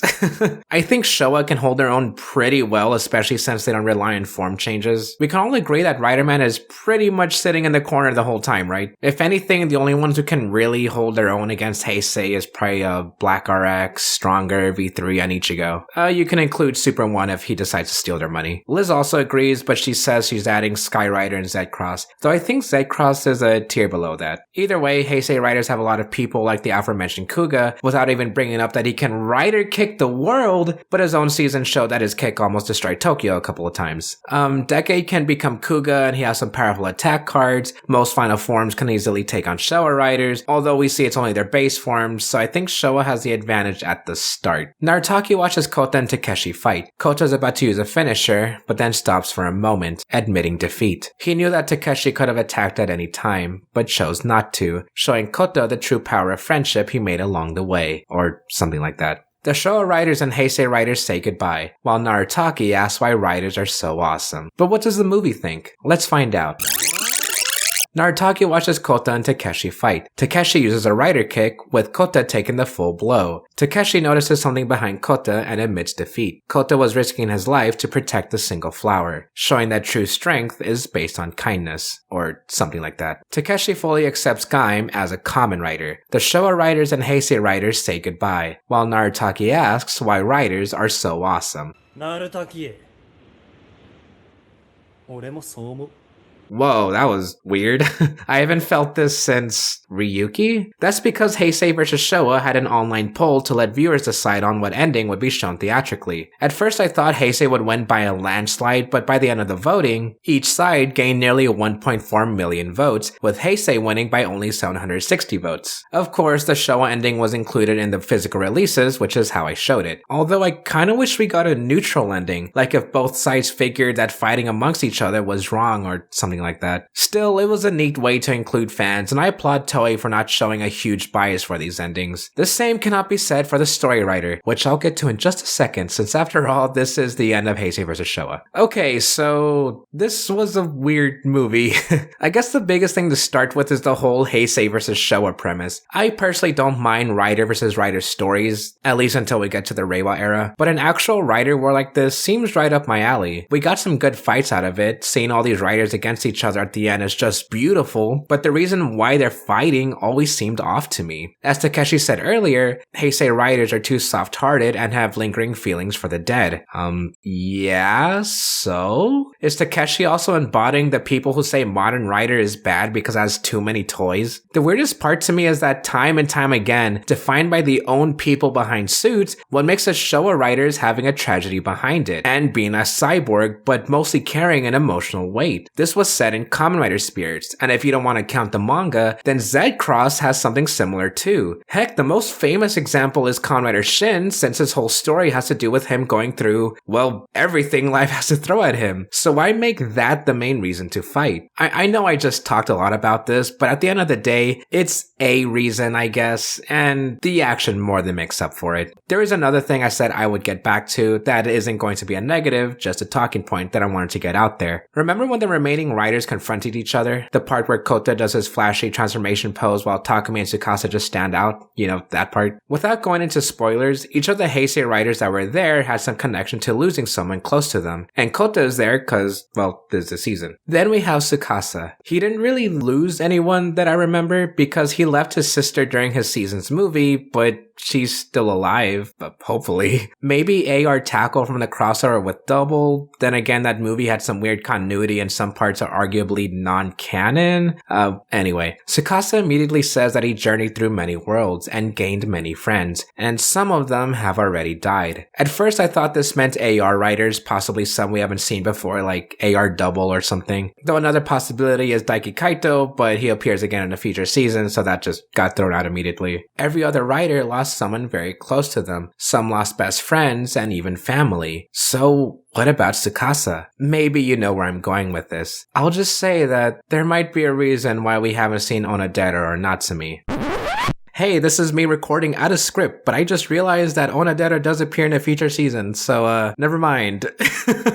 Moving on to the actual movie, it felt like there was some sort of direction this story wanted to go, but the execution was a mess. I didn't bring this up. 15 is Shu's dad, and Shu was dead the whole time, but wasn't laid to rest entirely because he felt bad about saying something mean to his mom. I actually enjoyed the side plot a lot. It just should have been in anything else that wasn't in this movie.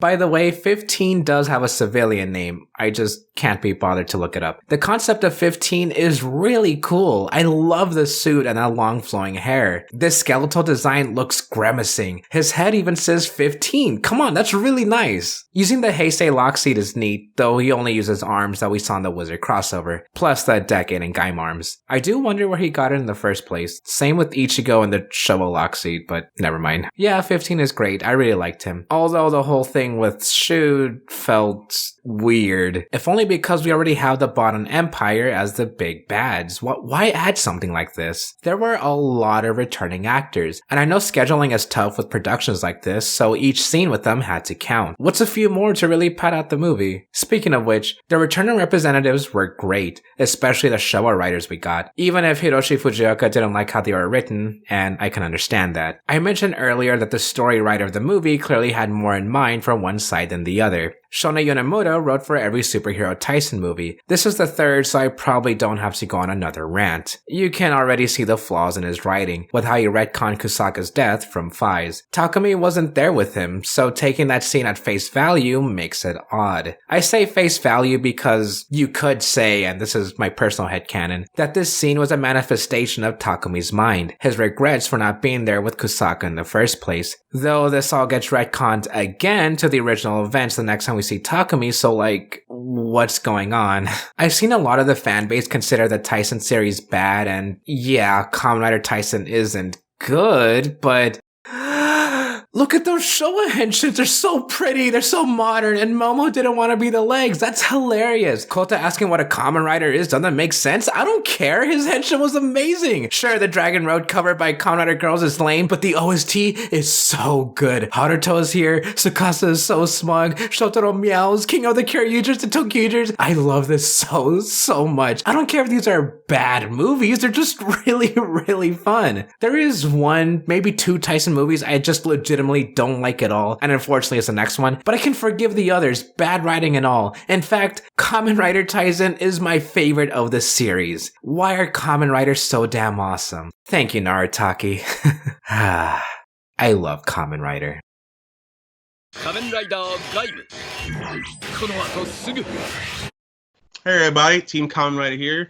Shout out to Marcosatsu for letting us come on and talk about our Lord and Savior, Kamen Rider Gaim. Both Anthony and Ken here fully agree with that, right? No, I will not agree with that. I think Baron is the greatest of all time. I mean, it's okay to be wrong sometimes. It's okay. Micchy did nothing wrong. Bro, you're fired. Gaim is amazing, and not just for Gaim himself, but just for the cast of characters in the story overall. I mean, I guess I'll start with you, Ken. Tell the people out there what you thought about Gaim. It's very surprising in regards to just how everything was set up, especially when you at least just start watching it initially, just because, you know, it's a happy-go-lucky, let's just dance. Once you get a little bit further into the series and everything starts to have a very dark turn at that point, and then just being able to see such character development between just so many characters and just being able to try to juggle how many writers in that series. But I mean, overall, it's been a very exciting series to just watch, enjoy. Baron being terrible.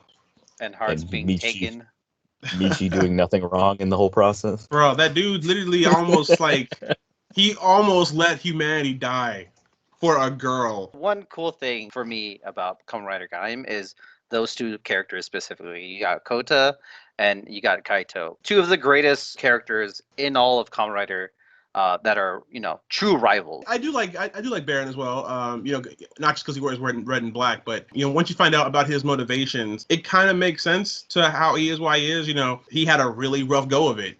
And so it became, okay, I'm just going to do what I want, when I want, and how I want it, and I need the power to get there. You got Kouta, who's this guy that's trying to be the hero for everyone, for all his friends. You got Kaito, who's seeking power, and then you got Micchy, who's walking the path of hell, honestly. Walking the path of depression. I mean, it's awesome because Gaim doesn't want power for power's sake. He will only grab it if it means he can help other people, you know, and that's very clear throughout the whole show. 3 out of 4 of the main writers did the best they could for what they were given. And then the 4th one is Micchy. You might think something's right, but to somebody else is wrong. I remember the first time you showed me Gaim, Anthony, it was like right at the height of y'all going, watch Kamen Rider. Yep. And you were like, watch this guy. And the first thing I ever saw was a compilation video of the different fruits landing on people's heads and turning into armor. I was like, no way on God's green earth am I going to watch this show. But then I watched it, And then I think I messaged you guys. I was like, guys, this is it. This is the show. Anyways, Marcos, when you're editing this, feel free to edit out all his mentions of Baron and replace it with the word Gaim. But anyways, guys, thank you for listening to our portion. Hopefully not always made it in because we talked a lot of smack. So hopefully it was good and hopefully it added to the video. But I guess Team Kamen Rider out. Thank you. Thank you. Gaim is better than Baron. Micchy did nothing wrong. Kamen Rider Gaiden. この後すぐ。てけてんてんてんてんてんてんてんてん。てんてんてんてんてんてんてんてんてん。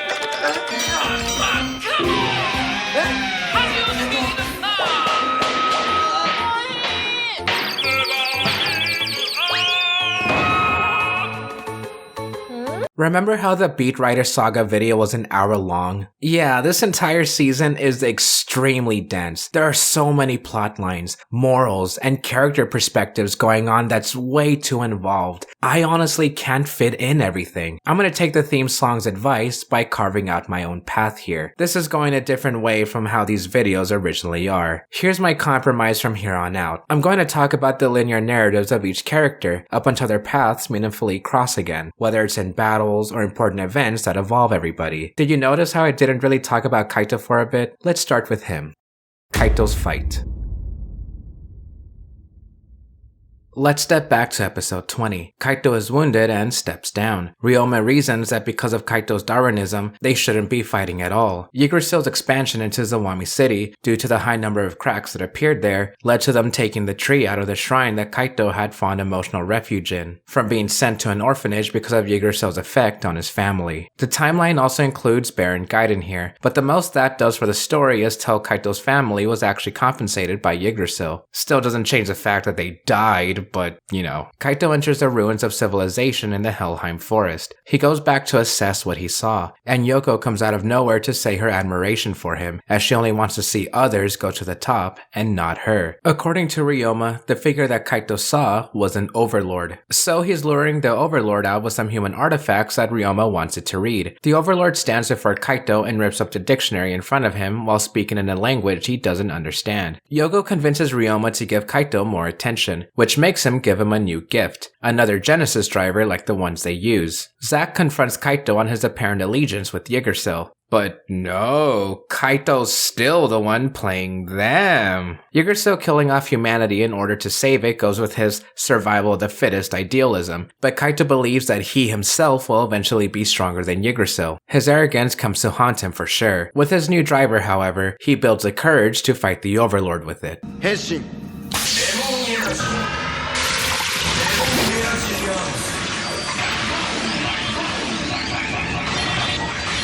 Yeah, this is basically the same as the base Baron form, but with a cape. I don't like it. And you already know the trivia of Baron being such a popular character that they gave him an upgrade. But they're interrupted by Kouta, who wants to talk things out. And we also hear the green Invis from earlier, who addresses the Overlord as Demushu, and he calls her Rejue. Rejue's gender, by the way, was a little ambiguous in the context of the show, hammered onto the fact that her voice and voice actor are masculine. But thankfully, due to released material, it's confirmed that she is a woman. Cool. You know, if Kaito was such a Darwinist, how come he never went out of his way to stop Micchy? While we have both characters in context here, I've heard people describe Kaito as a better character than Micchy simply because he is consistent. I believe if that were true, that would be something of a flaw in the show itself, but otherwise, I kind of don't agree. The progression of Micchy is just that. He has progressed into a source of conflict for the other characters. That being said, I've heard a few people say that Micchy was unironically justified in his actions, which in itself is arguable as the emotional dynamics between him and his friends are just too complex to describe. This is something I've wondered about myself. Perhaps going back on the allegorical nature of the show, Micchy sort of acts as a meta Judas, withholding back his emotions towards betraying everybody for his ultimate goal. But we'll talk more about the allegories in the show later. He's more focused on trying to take down Kaito for interfering with his backstabbing. Kaito still looks down on him mostly because of his recent power-up, but also reassures that Kouta isn't his enemy. Only weak opportunists like Micchy are. Ryoma wants to gather the writers for an emergency meetup after Sid betrays Yggdrasil and steals her main portal. But before that, Kouta, Kaito, and Micchy talk it out. Although neither Kouta or Kaito know that Micchy, gasp, took Takatora's Genesis driver to impersonate him as Zangetsu. They form a temporary alliance together before going into whatever Ryoma has in store. Sorry to unceremoniously break the news like this, but we're working with this format for now. This turns into its own situation too, as Sid distracts Kaito while Kouta is ambushed by Micchy as Zangetsu.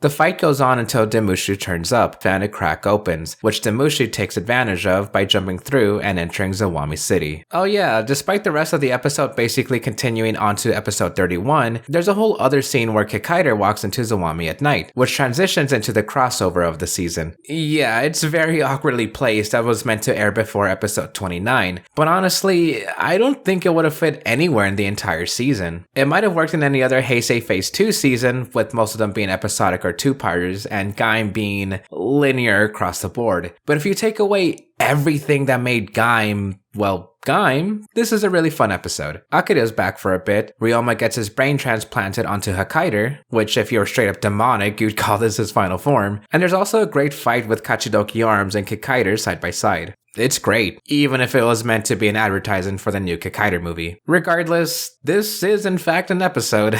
Unlike the rest of the entire season, you can pretty much skip this without missing much. Okay, back to the misery. Kouta and Kaito follow Demushu into Zawame while Regue appears. She fights Sid and Micchy, then pretty quickly surrenders. Well, I'd figure he'd do some destruction, but he's just kicking some plastic tables around. So I don't... there it is. For the first time ever, Kouta has a crisis of faith when Demushu says that he wants to destroy the livelihoods of humanity that those in the Helheim Forest don't have. During the scuffle, Ryoma locks down all communications in Zawame to contain the problem. Back at the hideout, Kouta prophetically asks if Kaito will end up like Demushu someday, but it's not like Kaito looks down on Kouta. He said before they're not enemies at all. However, he does want Kouta to become even stronger. Oh yeah, Sid does try to attain the forbidden fruit himself and then gets... just to let you know. Meanwhile, Sagara pays Kouta a visit with basically the same stuff he said before, what with wanting Kouta to be at the top. The Invests envy him and all. But this time, he implies that the only way to overcome it all is to become an overlord. Here, he gives Kouta something. Kaito and Zack see the Yggdrasil tower get wrapped in Helheim flora, and Ryoma escapes with a rocket. So Yoko is left to fighting for Kaito. Oden and Janochi are joining the fight too, delivering probably the first rider kicks we've seen in a while. Kaito has basically united the 5 riders in one place to defend Zawame. Hey, he finally has more than 2 friends. They finish off the top tier Invest before Demushu pops up. This time, a little bit inconvenient, but that leaves Kouta to show up and show off his brand new tool to decide humanity's fate.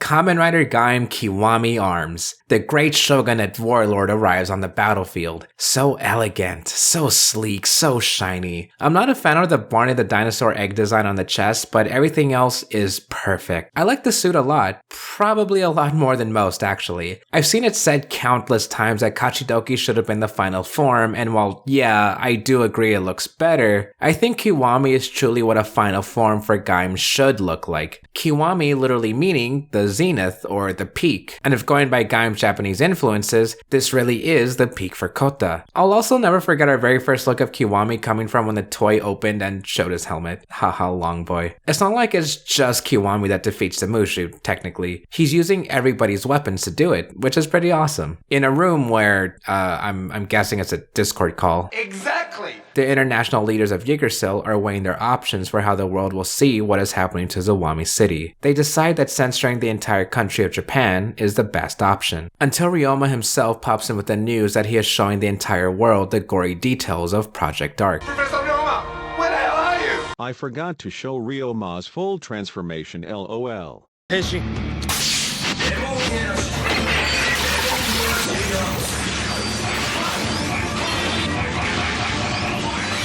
Back at Team Gaim's hideout, the alliance of teams Gaim, Baron, Charmant, and Yoko Minato look at the news to see the entire world is in panic. Kaito points out on a map that Zawame City was meant to be cut off from the rest of the world, as it's an island with the only connections being bridges. Yoko supplies the team with communicators too. Imagine how many conflicts we've seen in the entire franchise that would have been solved if they communicated more. Kaito essentially leads everybody here, which is a pretty interesting change of pace for him since he started being independent when the dance teams disbanded. Over the line, Mai tells Kaito how she feels now that the city is mostly evacuated. It feels like it's starting to become ruins. Once again, Kaito surprises by reassuring Mai that it's not ruined as long as they're still living there, and that her strength is in her dancing, not for power. Whether it's because he feels like he finally made it to the top, or he really has become a leader for humanity, I'll leave for you to decide. But when it comes to character progression, it's really fascinating how Kaito has turned out here. Kaito meets Kouta at the fruit bar when they see a broadcast from Redjoy declaring that Earth will surrender to the Invest or perish. It turns out that missiles are being sent to Zawame regardless of the people who are still there. Roshuo, another overlord, shows his power by stopping them and making them disappear before they can impact the city. They see news of cracks opening up internationally, and Invests are attacking across the globe. Kouta later comes face to face with Micchy here, where he was told that Micchy was pretending to be Takatora, and he really was manipulating everybody. Micchy is also extra angry because Mai and two members of Team Gaim decline his offer to be saved in what he perceives to be an ark, evoking Noah in the Bible. Kouta still has hope for Micchy to quote-unquote tell the truth and expects him to still be good. I know I'm looking at this through the lens of a viewer, but he's borderline deluding himself by this point, even with the knowledge that he knows now. Kaito has an Invest-infected scar from Redjoy's attack earlier. Oh boy. Takatora and Micchy have their ultimate fight, but hesitance for Takatora leaves him being defeated by Micchy, who has already shed the bond of being brothers. Takatora's helmet is cracked, and he's thrown into the water. It's implied that Micchy has killed Takatora for good.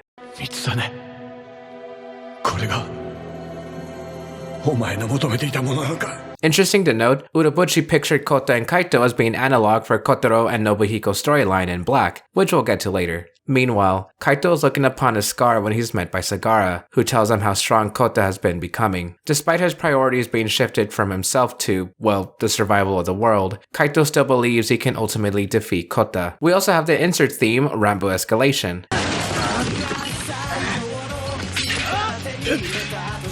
And though it's appeared in the previous episode, I feel like it makes its proper introduction here as it's a duet between Kaito and Kota's actors. This might be the first Heisei Phase 2 season where I don't go too in-depth and track by track with the music, but it's only because, well, everything is really effing good. I don't know what else I can say about it. Rambo Escalation shows a dynamic between two people who have drastically different ideals, and their actors are really good singers. Before he's defeated, Kaito spots a boy watching the fight, and when he's given the final blow, Kaito finds himself in a soccer field after being shot in the chest with a ball. He finds out he's in an alternate world, where they were playing soccer instead of dancing the whole time, and that Team Baron was in the middle of a match against Team Charmant. Oh hey, Haas is alive here. Good to see him. Though Baron loses, Kaito immediately gets a hold of the situation and becomes involved in leading his team to victory. It's pretty refreshing to see an isekai story, weirdly enough, in which the protagonist who jumps through dimensions quickly works with what they're given, even without the knowledge that Kengo Nakamura taught Kaito. Wait, professional footballer Kengo Nakamura is here? And Kosuke Ota? That's pretty cool, but how come they're not in the Golden Fruits Cup movie? Which we'll also get to in a bit. Kaito wins the game with a cool kick as Banana Arms, and does an even better kick defeating the Grasshopper Monster as Lemon Energy, and he wakes up thinking it was all a dream. But then a mysterious rider appears in the city, which basically leads into the movie, but it's great to have an episode all about Kaito, especially in how we're formatting this video. But we're gonna take a quick pause.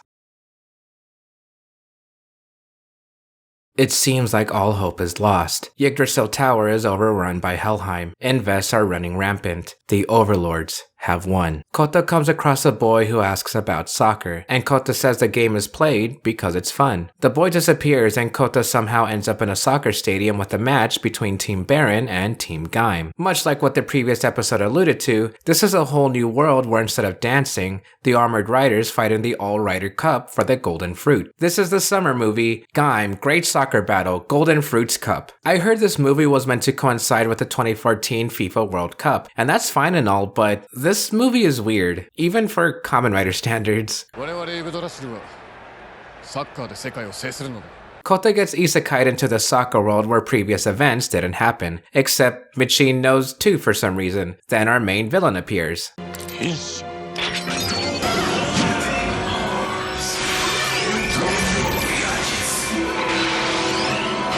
A man named Kogane is Kamen Rider Mars, who comes from an artificial golden fruit created by the Overlords. Aside from our antagonist pushing the plot along, the rest of the movie surrounds these little moments that I actually really like. Kouta meets some real-world soccer players, we have cameos of other actors, the boy from earlier is a young overlord named Lapis, who liked the idea of soccer so he created this world as a way to avoid Kota's main timeline. Plus, we have Peko as a Kamen Rider. Henshin.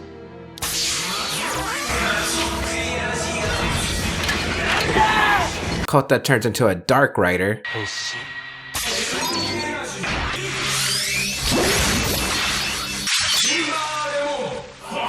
We have a couple of unique armor changes, and Lapis becomes Kamen Rider Kamuro.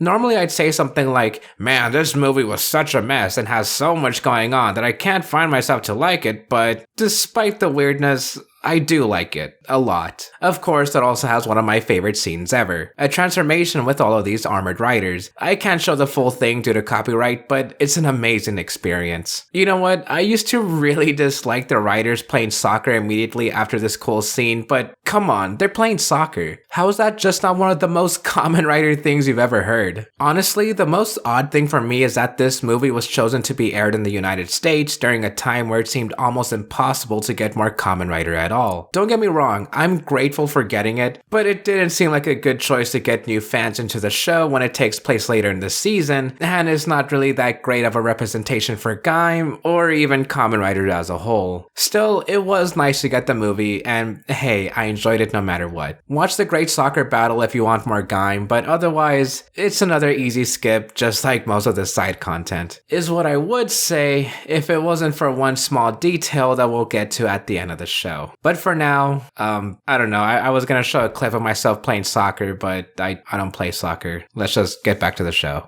Ryoma's back. Kaito and Zack surround him just as he's fighting down Kouta, and he tries to make a deal with his team about a path into the tower. Later on, Kaito and Kouta find Peko wounded and Mai gone, being captured by Micchy, who forced her to come with him, or else Peko dies. Micchy is mocked by hallucination of Takatora, and at least his finisher is just shown to barely affect Kouta and Kaito. Yet again, Kouta doesn't want to listen to Kaito, and Ryoma hypes himself up as the mastermind behind everything that has happened. It's kind of sad, really. I mean, yeah, he's pretty involved in the conflict, but he's also degraded to such a degree after literally leaving Earth for a while that everyone else sorta looks down on him. Oden and Jinochi tell the team to go without them, and they do, heading towards a secret entrance in the middle of the base. Before they go in, Kaito punches Ryoma as a warning before he makes any moves. The defense system stops the team, but Kaito, Yoko, and Zack fight them off, leaving Kouta and Ryoma on their own. Kota's fate. Ryoma's playing an active role again, which works well for the story at hand. Despite him being strategically placed in the plot, it turns out that this in itself was a workaround for Ryoma's actor having other priorities. It kinda calls back to the integrity of the show being built by the talent being displayed by the actors themselves. And I'd like to stop here to talk about Gaku Sano himself, the actor for Kouta. As stated before, he does his own civilian fight stunts, which definitely adds to his own character, but his real-life personality too acts as a monolith for the show, as Gen Urobuchi wrote Kota's character off of Sano. Sano in turn had watched Kuga as a kid, explaining in an interview at Thailand Comic-Con that it had inspired his outlook on life with its life lessons. Kinda comes full circle when the start of the season shows Kouta trying to cheer up a kid. It was also here that I found out that he learned Thai just for the trip over, which is really precious. Even there I mentioned that because the outlook of the show wouldn't be the same without Kota's morals. I think it's even more fitting to talk about here as episode 40, Awakening as an Overlord, which details Kota's glimpse into a purified world where everything is normal again. But he's not Armored Rider Gaim. That role is taken up by Yuya, and Kouta is now taking Yuya's place as the first Denvess he fights. That in itself makes me think of a world where Kouta was played by literally anybody else. The integrity of the show's message would have been changed drastically. Sure, I might have covered a kind of frustration towards Kota's actions in the past few episodes, but I realized they come from a side of enduring optimism. I'm watching this show to see what these characters would do, not me. Aside Aside from a couple exceptions, Kamen Rider has chosen their lead actors through lengthy audition processes, sometimes ranging in hundreds of participants to be whittled down to one actor. Within those audition processes, the producers could see another actor who they believe would work in another part, and usually they would become the secondary writers. This is true for Kamen Rider Black, the one entry in the franchise where the process was filmed and documented from beginning to end. The lead role may have gone to Tetsuo Kurata as Kotaro Minami, but finalist Takehito Horiyuchi would have been given the role as Nobuhiko, who becomes Shadow Moon. That, however, wasn't the same story for Gaim. There were individual auditions held for every character. Kouta, Kaito, and Micchy were selected within their own categories, and their real-life personalities affect the rest of the show. Kaito's actor, Yutaka Kobayashi, had mentioned in his auditions how much he hates bananas. He hated everything about bananas. Their texture, their taste, the strings that pull off from the skin. He hated all of it. After the audition wrapped, he was told that his writer was going to be banana themed from the beginning,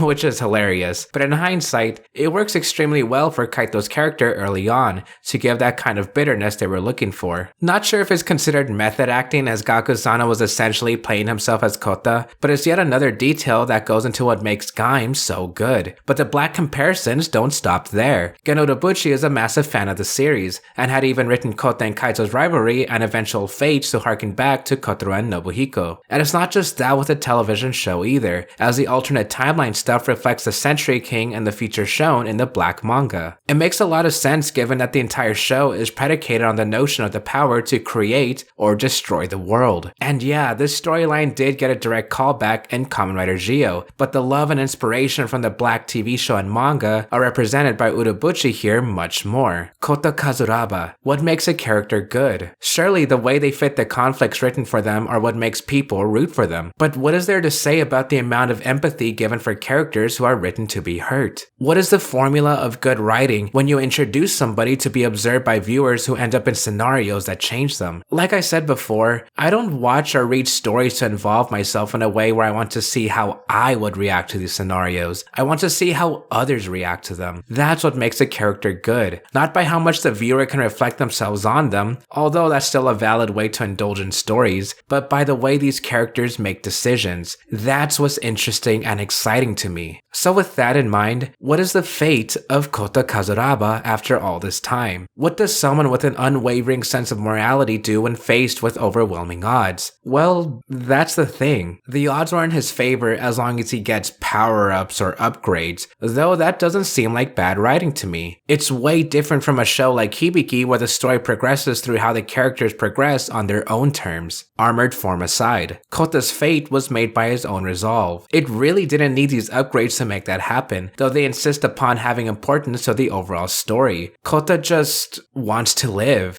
Just live.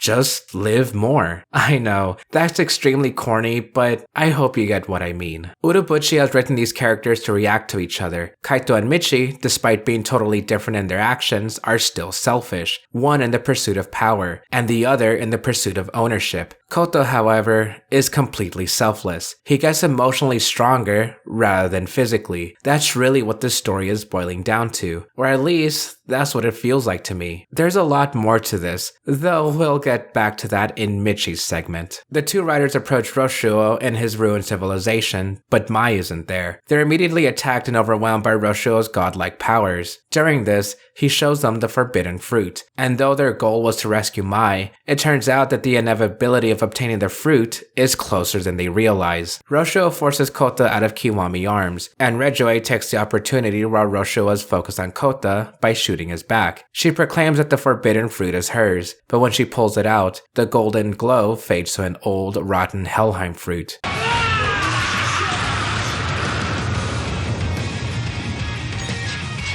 As Roshuo lays dying, he says that Fumushimu has fulfilled its goal as a society, and that he'll be able to see his lover once again. And now, the two overlords at the top of Fumushimu society are dead. Micchy watched this all unfold, and he realizes that Rosho must have hidden the forbidden fruit within Mai this whole time. Sagara enters to elaborate that this is all part of an ongoing cycle of the man and woman of the beginning, and that they both are given the golden fruit, and Mai will be the one to give the forbidden fruit to the victor. It's also here that Sagara reveals that he is an embodiment of the Helheim forest itself. You can also pretty much compare him to Kyubey from Madoka, but I won't. Ryoma gives Micchy an old experimental loxy that drains one's own life for power in order to brute force his way into becoming an overlord. Even if he wants to, he cries to himself as he has forgotten what Mai's smile looked like. He has forgotten why he was manipulating everybody. He has forgotten what he was fighting for. Micchy takes the Yomotsu Hegiri lockseed into battle.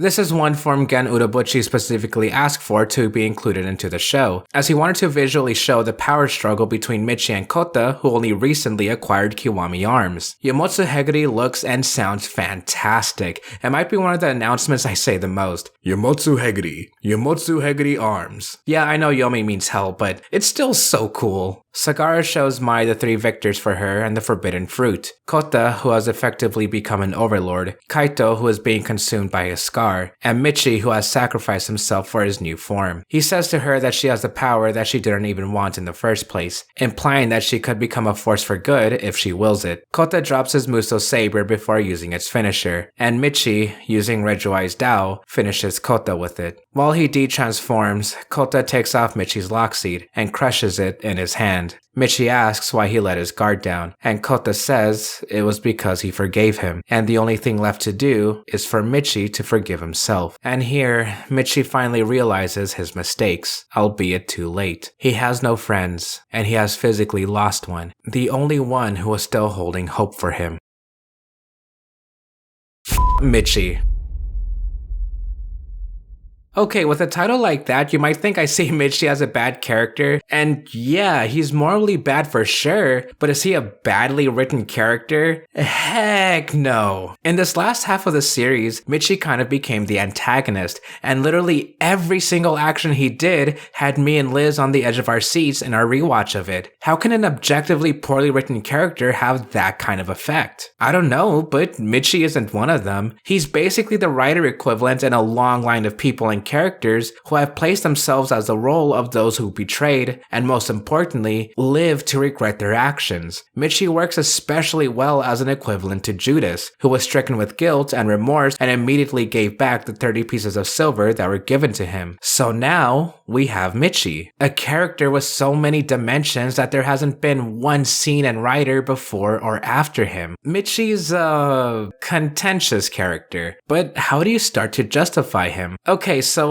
imagine you have this dream where things start out normal, but then they have become more and more surreal. Sooner or later, you decide to give into temptation to have control over it, even if it means hurting those you love for one exact goal in the dream. Imagine you have this dream when you are in some foundational age like in your teens, and things just don't make sense to you at that time. So you do risky and irrational things thinking that those were the right answers. That's what influences you in the dream, but right when it's too late. You realize that the dream was real life, and that the consequences have finally come back to you. That's what justifies Micchy to me. Not only as a painful and conflicted character who thinks that he had it all figured out, but it's the fact that in his time and place, he works as the perfect villain. I mean, even in episode 47, they mention how Micchy had a stunted youth due to his upbringing. You have to take everything into consideration about him, and I feel like doing so adds to your overall enjoyment of the show. So let's get back to it. Micchy comes back to the room Ryoma was working on Mai, and she has seemingly died as well, with Ryoma pulling out the golden fruit that was attached to her heart. The glass the fruit is kept in breaks, and it's revealed to be Mai in her white dress form. She comforts Micchy, and goes back in time with her powers to see what she can do to fix things. The white Mai that was shown before was her going back to these events to try to warn the fated few, but like a dream, she couldn't express her true feelings in order to tell them what will really happen. The conversation Sagara had with Mai during Kouto's transformation into Kachidoki is finally put into context, and it seems as though Sagara knew what the future held as well. Ryoma is trying to find a scientific explanation for what he has seen, and like he did with Micchy before, he self-destructs Kaito and Yoko's Genesis drivers. However, Kaito's Sengoku driver is still operational. Even Ryoma admits that he didn't figure to install kill switches on the Sengoku drivers. The fight goes outside, and it's here that Kaito says that the Helheim venom is going to kill him anyway, so he decides to take a fruit off the vine and eat it, just like Ryoji Hase did before him. This time, he doesn't turn into a mindless Zenvest. He becomes an overlord. Oh, by the way, this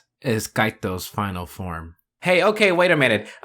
Liz wrote that part. I, Marcos, personally do not think it's Kaito's final rider form, since that would be the next step in power after his base form, which is Lemon. Although the official Kamen Rider site does show Lord Baron, but F you. Ryoma becomes infuriated that Kaito surpassed humanity without the use of his drivers, and immediately Lord Baron uses his godly powers to devastate Ryoma, recalling his original appearance. Kaito says the only truth he believes in are his fists. With them, he bashes Ryoma into a wall and throws him off a building. Kaito and Yoko go back to Micchy, and they all see Mai's body evaporate into gold light. Sagara appears and reassures them that she is alive, but she has stepped too far into going back in time, that she has found a potential timeline in which the 4 original armored riders are warring. In Kota's unconsciousness, he talks to Mai, who is sad that she couldn't do more to fix everything. Kota reminds Mai of the advice she gave him, and he now gives it back to her. She doesn't have to suffer alone. He says that they should forget fate and realize that they will be the ones who create the future. Mai reminds him that Kaito thinks differently, and that their ideas of the future can't coexist. Then, she disappears. Kota becomes conscious again and comes face to face with Kaito, who says that he and Kota have to fight to become the victor of the forbidden fruit. Zack, meanwhile, has gone to the hideout to build a bomb with Thorin. Those mercenary skills have once again come in handy, though Zack believes that he's become a coward for doing this, backstabbing someone who trusted him. During the assassination attempt, Yoko immediately catches Zack before he pushes the button. They struggle for the button, but when Zack has it back in his hand, Yoko shields Kaito from the blast. Kaito leaves Zack injured and his driver destroyed. He goes back down to hold Yoko in his arms. Solemnly, he tells her that the goal is the fruit, and her last words are,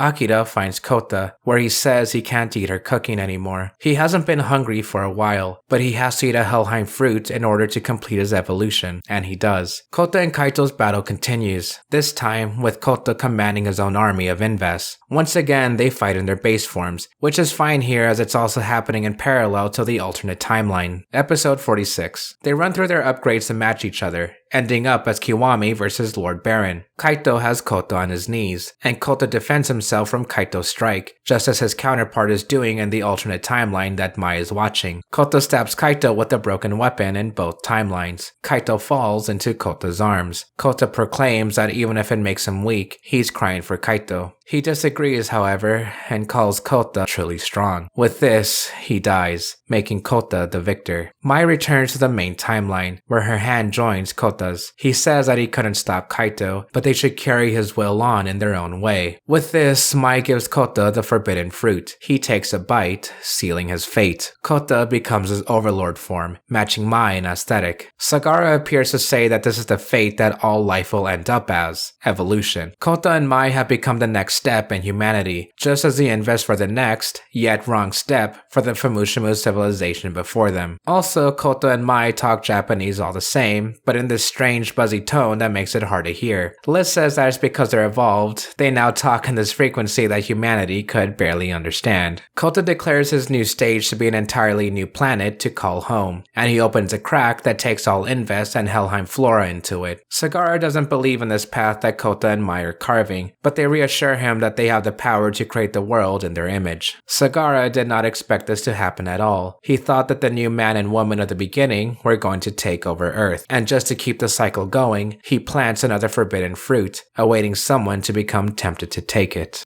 3 months later, the entire world is still recovering. Zawame City seems to be prospering. The dance teams are back. Charmant is a bustling business. but there's a wall of missing persons posters showing all those who were lost by the Invest attacks, or implied to become Invest themselves. Among them, Janochi puts up a poster for Hase, who... oh my god, Janochi never found out what really happened to Hase. That is so sad. I just barely realized this. Oh my gosh. Talking about the state of the city, Janochi wonders to Odin about where Micchy may be. Odin believes that he's as much of a victim of the overlords as anyone else, being manipulated by power he couldn't understand as someone who was a child intellectually. He's living out his punishment by walking in a world where nobody can trust him, except for Takatora, who turns out to be alive, recovering in a hospital. Micchy is told that this is a miracle that he even survived. In his coma, Takatora is on a beach, gazing at the waves rolling in. Then Kouta appears in his usual outfit. He apologizes to Takatora for intruding in his head, but he's come to ask Takatora to do something. He wants to bring him back to consciousness, but suggests he tells Micchy that, no matter what happened in the past, he should be able to find his own future now. And so, Takatora awakens. He finds Micchy sitting next to him, and he smiles. Episode 47. This episode is the finale, and it's pretty fun. Kamen Rider Mars is back in a new form.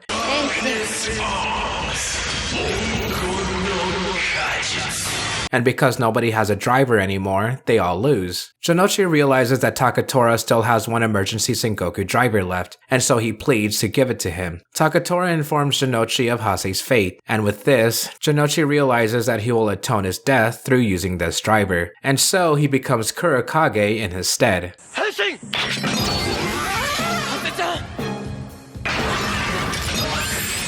But then he loses. And then Micchy shows up with his own driver, saying that they have to become heroes now that Kouta isn't on Earth. But then he loses too. Though it seems bleak, Kouta appears to aid Micchy. Together they defeat Mars, and Micchy is kinda redeemed now. Kouta and Mai replanted the sacred tree in its original location, and the girl who was possessed to become Mars earlier comes across it along with two other boys. The spirit of Kaito is looking upon them, saying that humanity will just repeat their mistakes and keep fighting. Mai is there to agree with him, but she knows that they will learn from their mistakes and create an even better world. And so the spirit of Kaito fades away. Kouta and Mai say goodbye and return to their planet, which turns from a stark red to a shining blue. This entire last episode is possibly the second episode that you don't have to see, but it's still a lot of fun anyway. Think of this as an exhibition match where you get to see everyone get one last go at being heroes. And finally, this is where fate ends with the main story. In a lot of ways, it ended with Takatora waking up, calm, somber, and complete. However, time moves forward, and not every story is wrapped up. Some might consider these non-canon, but every branch of fate has to stem from somewhere. As we learned before, there are endless possibilities, and now we focus on the future. Kamen Rider Gaim. この後すぐ Here's where the next step in the story comes in with the film Drive X Gaim Movie Wars Full Throttle. But I don't really like to bring up the crossovers with future seasons because those are better fit for when I get to those series. Ironically, Gaim would be the one time I'd make an exception, but we still have a lot of post-Gaim content to get into, even when skipping this one movie. I also did talk about it at length in a History of Drive video, and to cut it with one sentence, the Gaim portion is good. Although, once again, even if a bit unnecessary. Sid and Hase find each other transformed in the land of the dead with their previously defeated overlords. They're about to fight until the snake appears and plans to make a new world. This is something I don't normally bring up. Stage shows. I've been going back and forth with myself for a long time figuring out if I should even bring them up at all, since their canonicity is usually up in the air. It's extremely rare for a stage show to outright be canon as told by the original main person writing the story, which is usually the reason I don't bring up any previous ones. Though I do like a lot of them, if you can even find any. The cleverly titled Gaim Final Stage has two parts, the main story and a talk show featuring the cast. I tend to find some information through talk shows like like these where the actors talk about their experiences during the show and any small behind the scenes info they share. Plus, it's a good time seeing them all joke around like a big happy family. Another reason why I don't normally talk about stage shows is because they can be hard to find in good quality. Big productions like the Gaim one don't always get professional shoots, and even if they do, they can still be kind of difficult to get a hold of without spending nearly $100 for a DVD. So what do we get now that they're on an actual stage? Well, old actors return to fight a new enemy. That may be super generic, only because it is.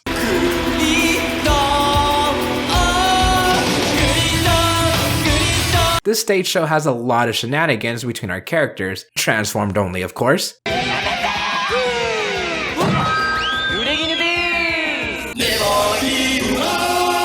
Though I will say that this is a lot of fun, and I highly recommend it. Basically, all of the Gaim writers return, and they each go on this journey, meeting each other again while figuring out the mystery behind Kamen Rider Maja. I know the visuals may not be for everyone since Toku is way more than just a front-facing camera being pointed towards a stage, but if you can get past the limitations, I think it's more than worth watching. At the very least, you can appreciate the cool visuals and how creative the sets and transformations have to be. Despite that, the fight choreography is still extremely limited, and I wouldn't blame you for wanting to skip this. After all, it's canon if you want it to be. I did mention Kamen Rider Maja briefly, which is an exclusive writer for the stage. If a stage show ever has an exclusive writer at all, then they tend to be kit bashes, but that shouldn't be a surprise, especially for Gaim. This one uses parts from Kamen Rider 15, and the name Maja directly translates to Demon Snake. That's because Maja is unsubtly the counterpart to DJ Sagara. Kouta goes through his own journey to regain his memory and transforming into a moldy arm. I actually like the colors on the suit. White is generally a cool regal color, but seeing it used as, well, an old moldy orange is a nice theme. By the end, Maja is defeated and a few of our riders return to Earth, as the others go back to the land of the dead. Kouta and Kaito themselves make appearances on the stage and say goodbye for the final time.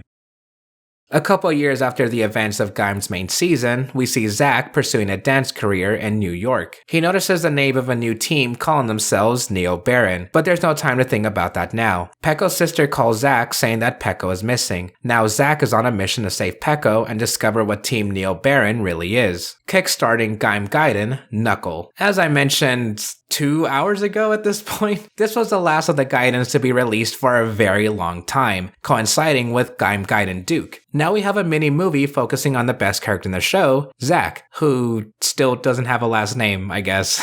Here we also have minor flashbacks of when Kaito first joined Team Baron, and he just declared himself the leader. Okay, that's kind of funny. And everyone just goes along with it except for one person named Shura. He basically gets kicked out, and now years later, he revives Team Baron and becomes the leader. Shura also has other ambitions in mind, such as killing off everyone in Zawame by using the Saver system. Oh look, Oden and Jinochi are here too, plus a couple other cameos and a mention of the Black Bodhi Tree cult. One of my favorite moments in Gaim is after Zack saves Pekko, and they bring up why they're called Team Baron in the first place. Kaito says that they'll live proudly like the lowest nobles, but they'll rise to the top like a baron. Then the final confrontation begins, and we see Shura holding onto a Sengoku driver and Kaito's banana lock seed. Henshin.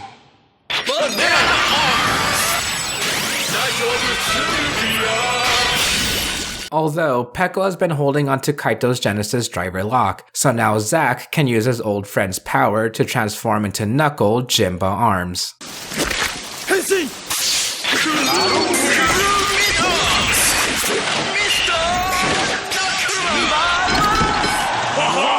After Shota's defeat, we hear Pekko and his sister cry out for Zack, who begins to dance on the stage with Kaito.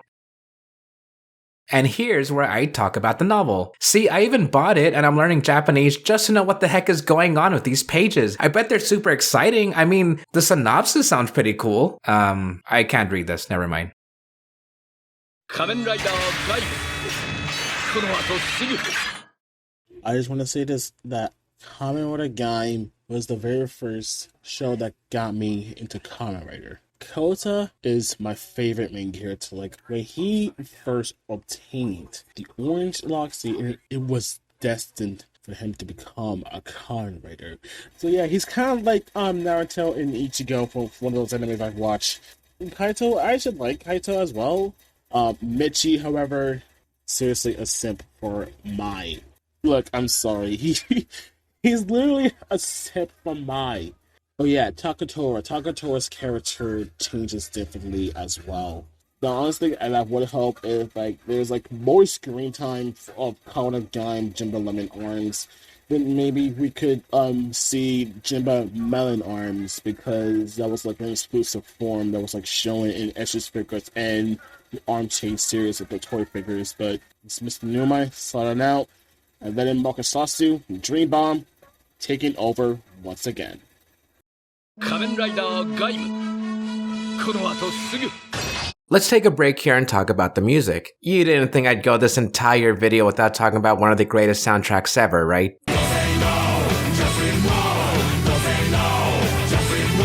The band Shonen no Kaze renamed themselves to Gaim no Kaze for the main show, and the four-member group mentioned how they were each a fan of Kamen Rider. Just Live More is one of the best songs to me both lyrically and instrumentally. I love basically everything about it, and that chorus is just, it's just so fantastic.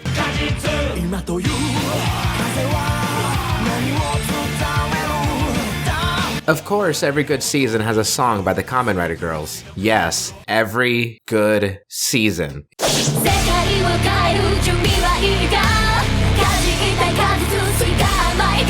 Here we have Exciting X Attitude, or EXA, and the energy is top-notch. While I'm not the biggest fan of the music group, I do admit that they can really give the energy when a song needs it.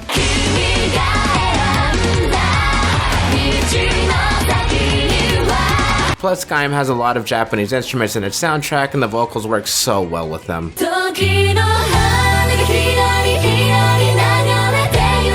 This is a little embarrassing to say, but I kind of forgot about Toki no Hana. Apparently it played during the Jinba Arms transformation. Well, the beginning is pretty at least. Yeah, sorry, that's all I got.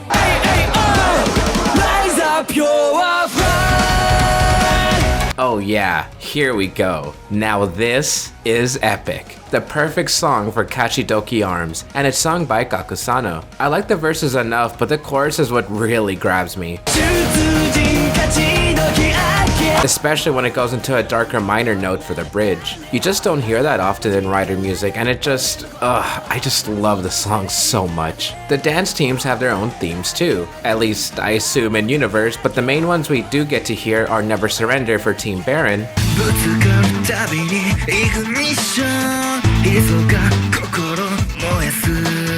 and Teppen Star for Team Gaim, with this one also being the main theme for Wizard X Gaim. They're okay. This is the main song for Kamen Rider Taisen, a Kamen Rider girl's rendition of the Z-Cross theme. It's awful. Nothing more I can add here, it's just really, really good. This song was part of the Gaim soundtrack CD cleverly titled Gaim Music Arms. Point of No Return is Micchy's song, and, well, yeah, the music and lyrics certainly sound like they'd be for him. The lyrics are a little too blunt and straightforward for me, but I do like the song, especially the acoustic guitar in the beginning, and the chorus is very catchy. The theme for the Gaim soccer movie, once again performed by Gaim no Kaze. I think I like this as much as the main opening. I don't know why though. I don't exactly like the start of the song, but it really grew on me after a few listens. I wasn't expecting Gridon vs. Gaim to have a theme, yet here we are. You Are the Hero is sung by one person returning from Shonen no Kaze, and it's probably my favorite song in Gaim. Yeah, I know that sounds weird, but if I heard this song when I was making my top 50 Rider themes, then this would definitely be up there. Most likely in my top 5. It's absolutely fantastic. As mentioned before, Kamen Rider Gaim has a masterpiece of a soundtrack. I've loved it since day one. Here, I'll play a bit of the soundtrack just to show you, though they'll be very brief snippets cause copyright bots can get to this kinda quickly.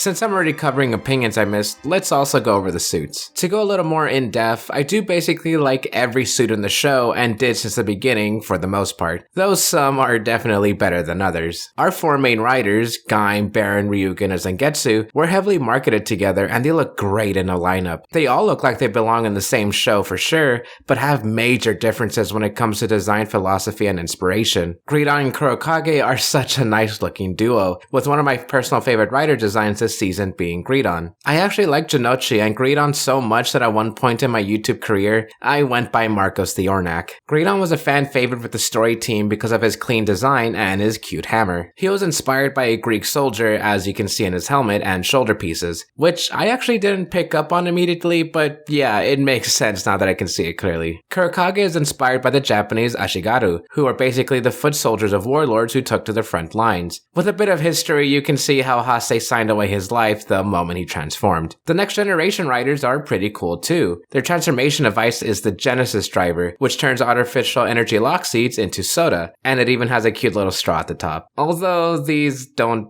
quite do it for me like the Sengoku drivers, but they're a tiny bit more appealing to the eye for me at least. The real star of their devices are the energy lock seeds, looking very next generation with the higher quality sounds and designs. Except for Zangetsu Shin, which I think is a bit of a step back from the original Melon arm suit, since the Melon energy pieces look really off-colored compared to the rest of the suit. The other energy riders look great though, since they were designed around the energy lock seeds first, rather than starting with the base Sengoku driver design. Then we have our kit bashes / recolors with Kamen Rider Mars, Jam, Komodo, Idun, Tyrant, Saver, Black Baron, and Sylphie. You might notice a lot of these are either based on Apple or Dragon Fruit lock seeds or Gaim's bodysuit. The Dragon Fruit design is pretty cool, except for Tyrant cause that helmet is awful, but everything is great. I personally don't mind when it comes to recolors / kit bashes, and I think Gaim does it pretty well if only because they can hide those suit designs a lot easier with different colors. Okay, that should absolutely be it. Let's get on to the rest.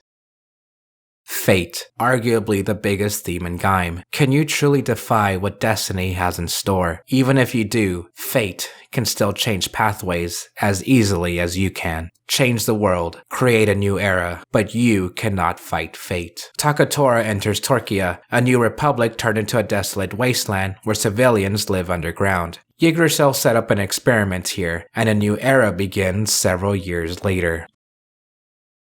Did you like Gaim the season? Well, now you can watch it again in stage show form in Kamen Rider Zangetsu, Gaim Gaiden. Not to be confused with Gaim Gaiden Zangetsu. Zangetsu comes before the Gaim Gaiden here. It's not confusing at all. In this show, Takatora loses his memory while investigating Torquia and goes on a journey with some not so recognizable heroes. The earlier joke about rewatching Gaim but in stage show form actually isn't very far off. We have groups of young men fighting each other with Sengoku drivers and extremely similar lock seeds. Instead of Team Gaim, we have Team Orange Ride. Orange. Orange arms. And instead of Team Baron, we have Team Baroque Red. Come on. Baroque arms. Plus a ginormous cast that I kind of don't even want to go over. Though they're all basically XPs of the original Gaim cast who use proto versions of lock seeds, which grant the same arms with darker accents and undersuits. A lot of these characters are extremely similar, such as Yukimura Bellio Grunstein, who's not Oden Pierre Alfonso, but he might as well be. There's also Aim, who's basically Kouta, and Glacia, who's basically Kaito. I know, it's not fair to have those comparisons, though if it has the Gaim name, then I should be able to draw some criticism for how close they are. Although the similarities is the only real criticism I have, because I heckin' love this stage show. It's definitely not for everyone since, it's a stage show and you're staring frontwards for a couple hours, but this medium is unique and the onstage effects are really cool. When there are differences in the story, they get really interesting, especially the ones surrounding Proto Ryugen and Proto Zangetsu. Even our main protagonists are kinda interesting considering their backgrounds. I will admit, one criticism others might have is that Takatora does take a pretty big backseat when we have to focus on at least 7 other other new characters, but I personally don't mind since we already do have a Gaiden Zangetsu. Plus, it's a statement to how popular Zangetsu and Gaim as a whole is when we get brand new productions over 5 years after the season's end. Oh, also, don't expect too many callbacks cause this might as well be a self-contained story. Takatora is literally the only returning character, and anyone else from the original season only gets very minor passing mentions. You know, even a stage show can't escape a brand new form!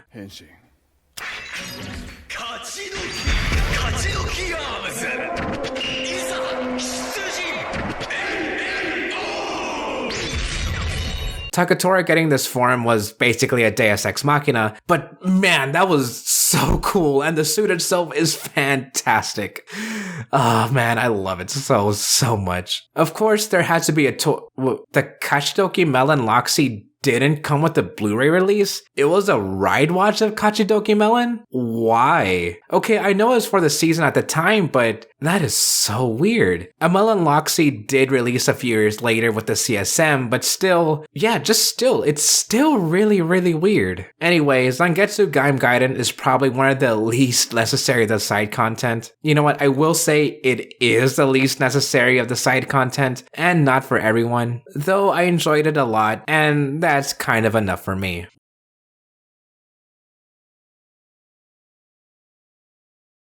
We catch up with Janochi, who's a celebrity chef now, though Oden doesn't like the pompous attitude. Takatora calls Oren about someone being involved with Helheim fruit mutation, that someone being Janochi. Of course, Janochi doesn't know anything about that, so the two are about to fight until a crack opens to transform Oden into Bravo King Durian Arms.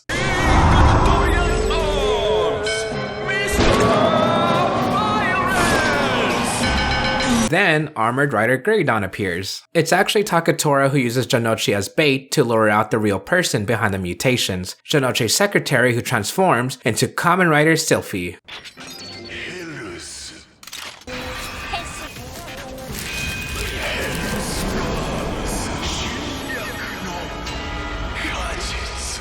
Plus, a special surprise.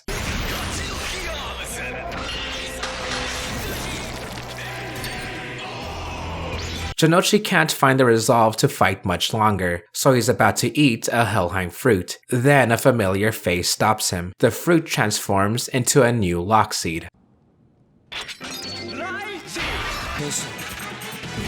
Come on!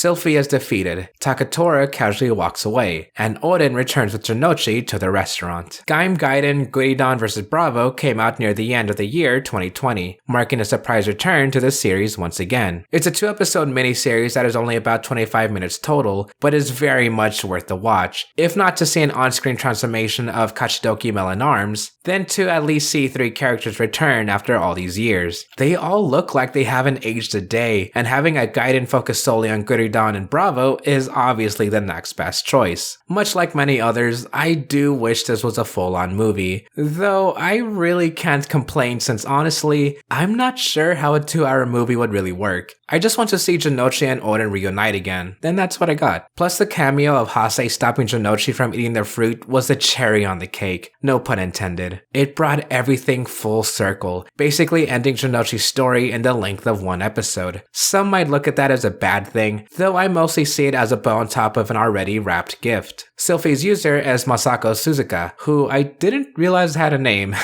Her motif is based on the Arabian Nights, which looks pretty good. I love the colors of the suit, and the veil over the mouth is a fantastic touch. Of course, it's another retool / kit bash of a previous suit, this one being from Kamen Rider Idun, which was already a retooled suit. Another quick fun fact, her actress was part of the Kamen Rider Girls, who has done plenty of insert themes for Gaim and Dragon Road. Ugh. I'm not the biggest fan of King Durian Arms, mostly because of the colors, though I'm really happy to see a new form and a new announcement jingle. Janochi's power-up is Lychee Arms. The fur is kind of funny and I love the weapon, so it's a great transformation, especially since it's for Janochi.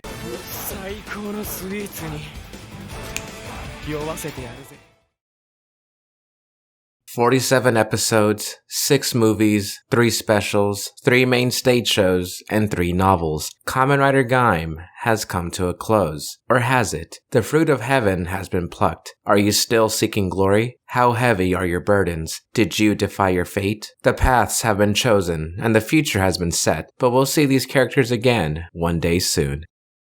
Some might say Kamen Rider Gaim was one of the most popular seasons in the English-speaking fandom, though it's not like I can ask every single Kamen Rider viewer in the world what they think, and data can only show so much. First-hand experience showed me that Gaim might be considered overrated. Is that true? Maybe. If it is overrated, then it very well deserves being called that. From a first arc with dance teams to the end of the world and beyond, I loved every second of Gaim. Yes, even the Kaito episode. I've heard all of the criticisms and stigmas surrounding Gaim. Oh, it's just another Ryuki. Gaim changed Kamen Rider fans for the worst. Haha, Gaim on HBO. All those sayings seem like whoever said them just wanted to hate the show for contentious reasons, is what I can say. Real quick, the Gaim on HBO thing was just a popular copy pasta that got mocked for how serious it came across as. Maybe the original writer did intend for this to be a meme, but it certainly sent a shockwave across the fandom, having some compare Gaim to the high IQ fan base of Rick and Morty. I would say Gaim is popular for a reason. Whether they're for good or bad reasons, a show that's often regarded as high quality can't possibly be as bad as some make it out to be. Otherwise, it comes off as some old man shaking their cane at these darn kids these days. I think one thing that makes Gaim so good was how there was a plan from the very beginning. This might not come as a surprise to you, but a lot of Kamen Rider seasons are kind of written as they go along without a major timeline of events. As far as I've heard when talking to certain sources, story writers mainly give general outlines and basic character descriptions, along with ideas for toys and upgrades. Urobuchi, however, was pretty much set from the beginning,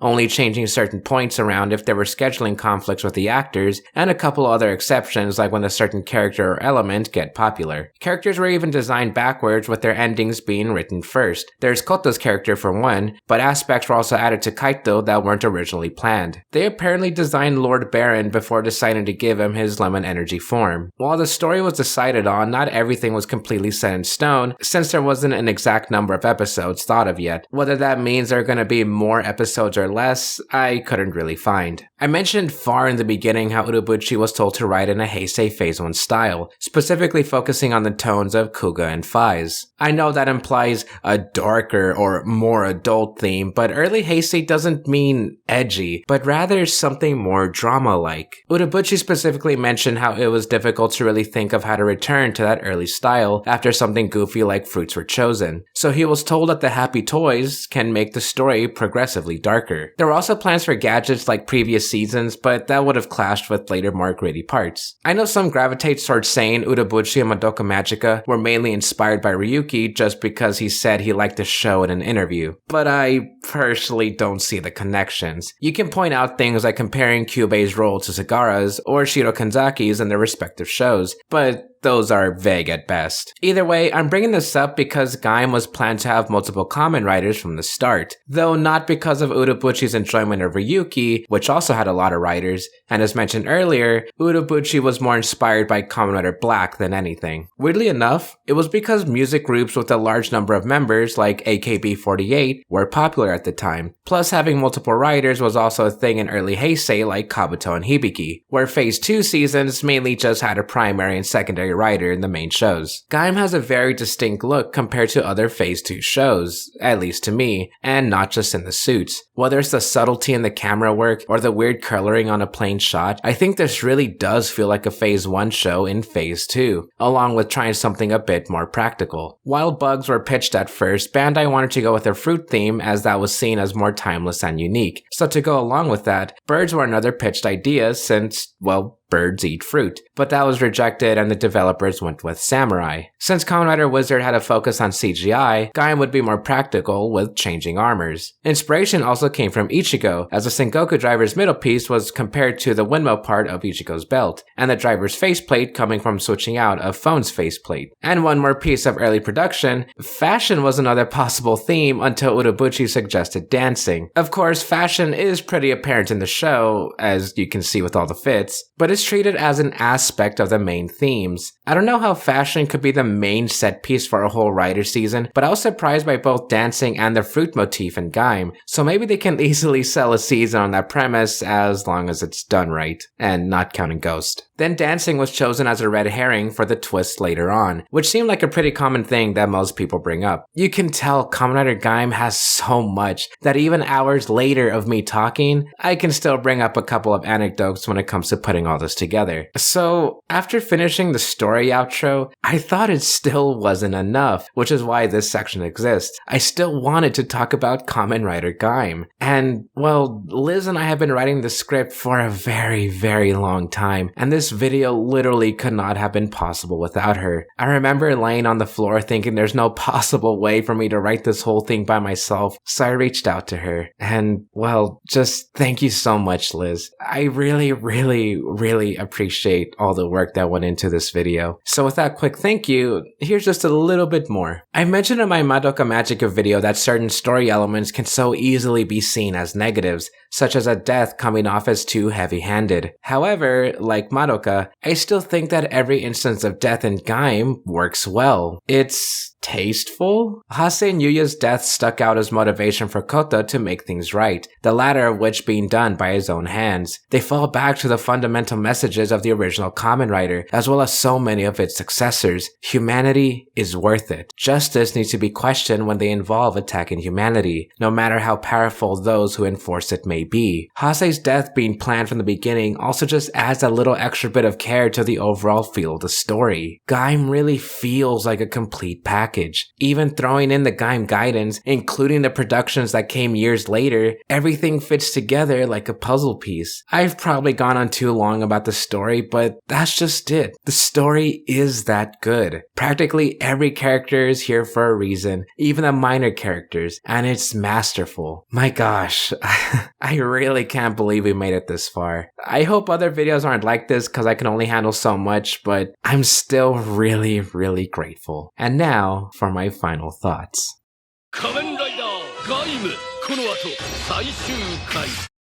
Rider Gaim is a near perfect show, and one of the best Kamen Rider seasons out there. With all that being said, join me next time as we go full throttle, cause all we need is Kamen Rider Drive.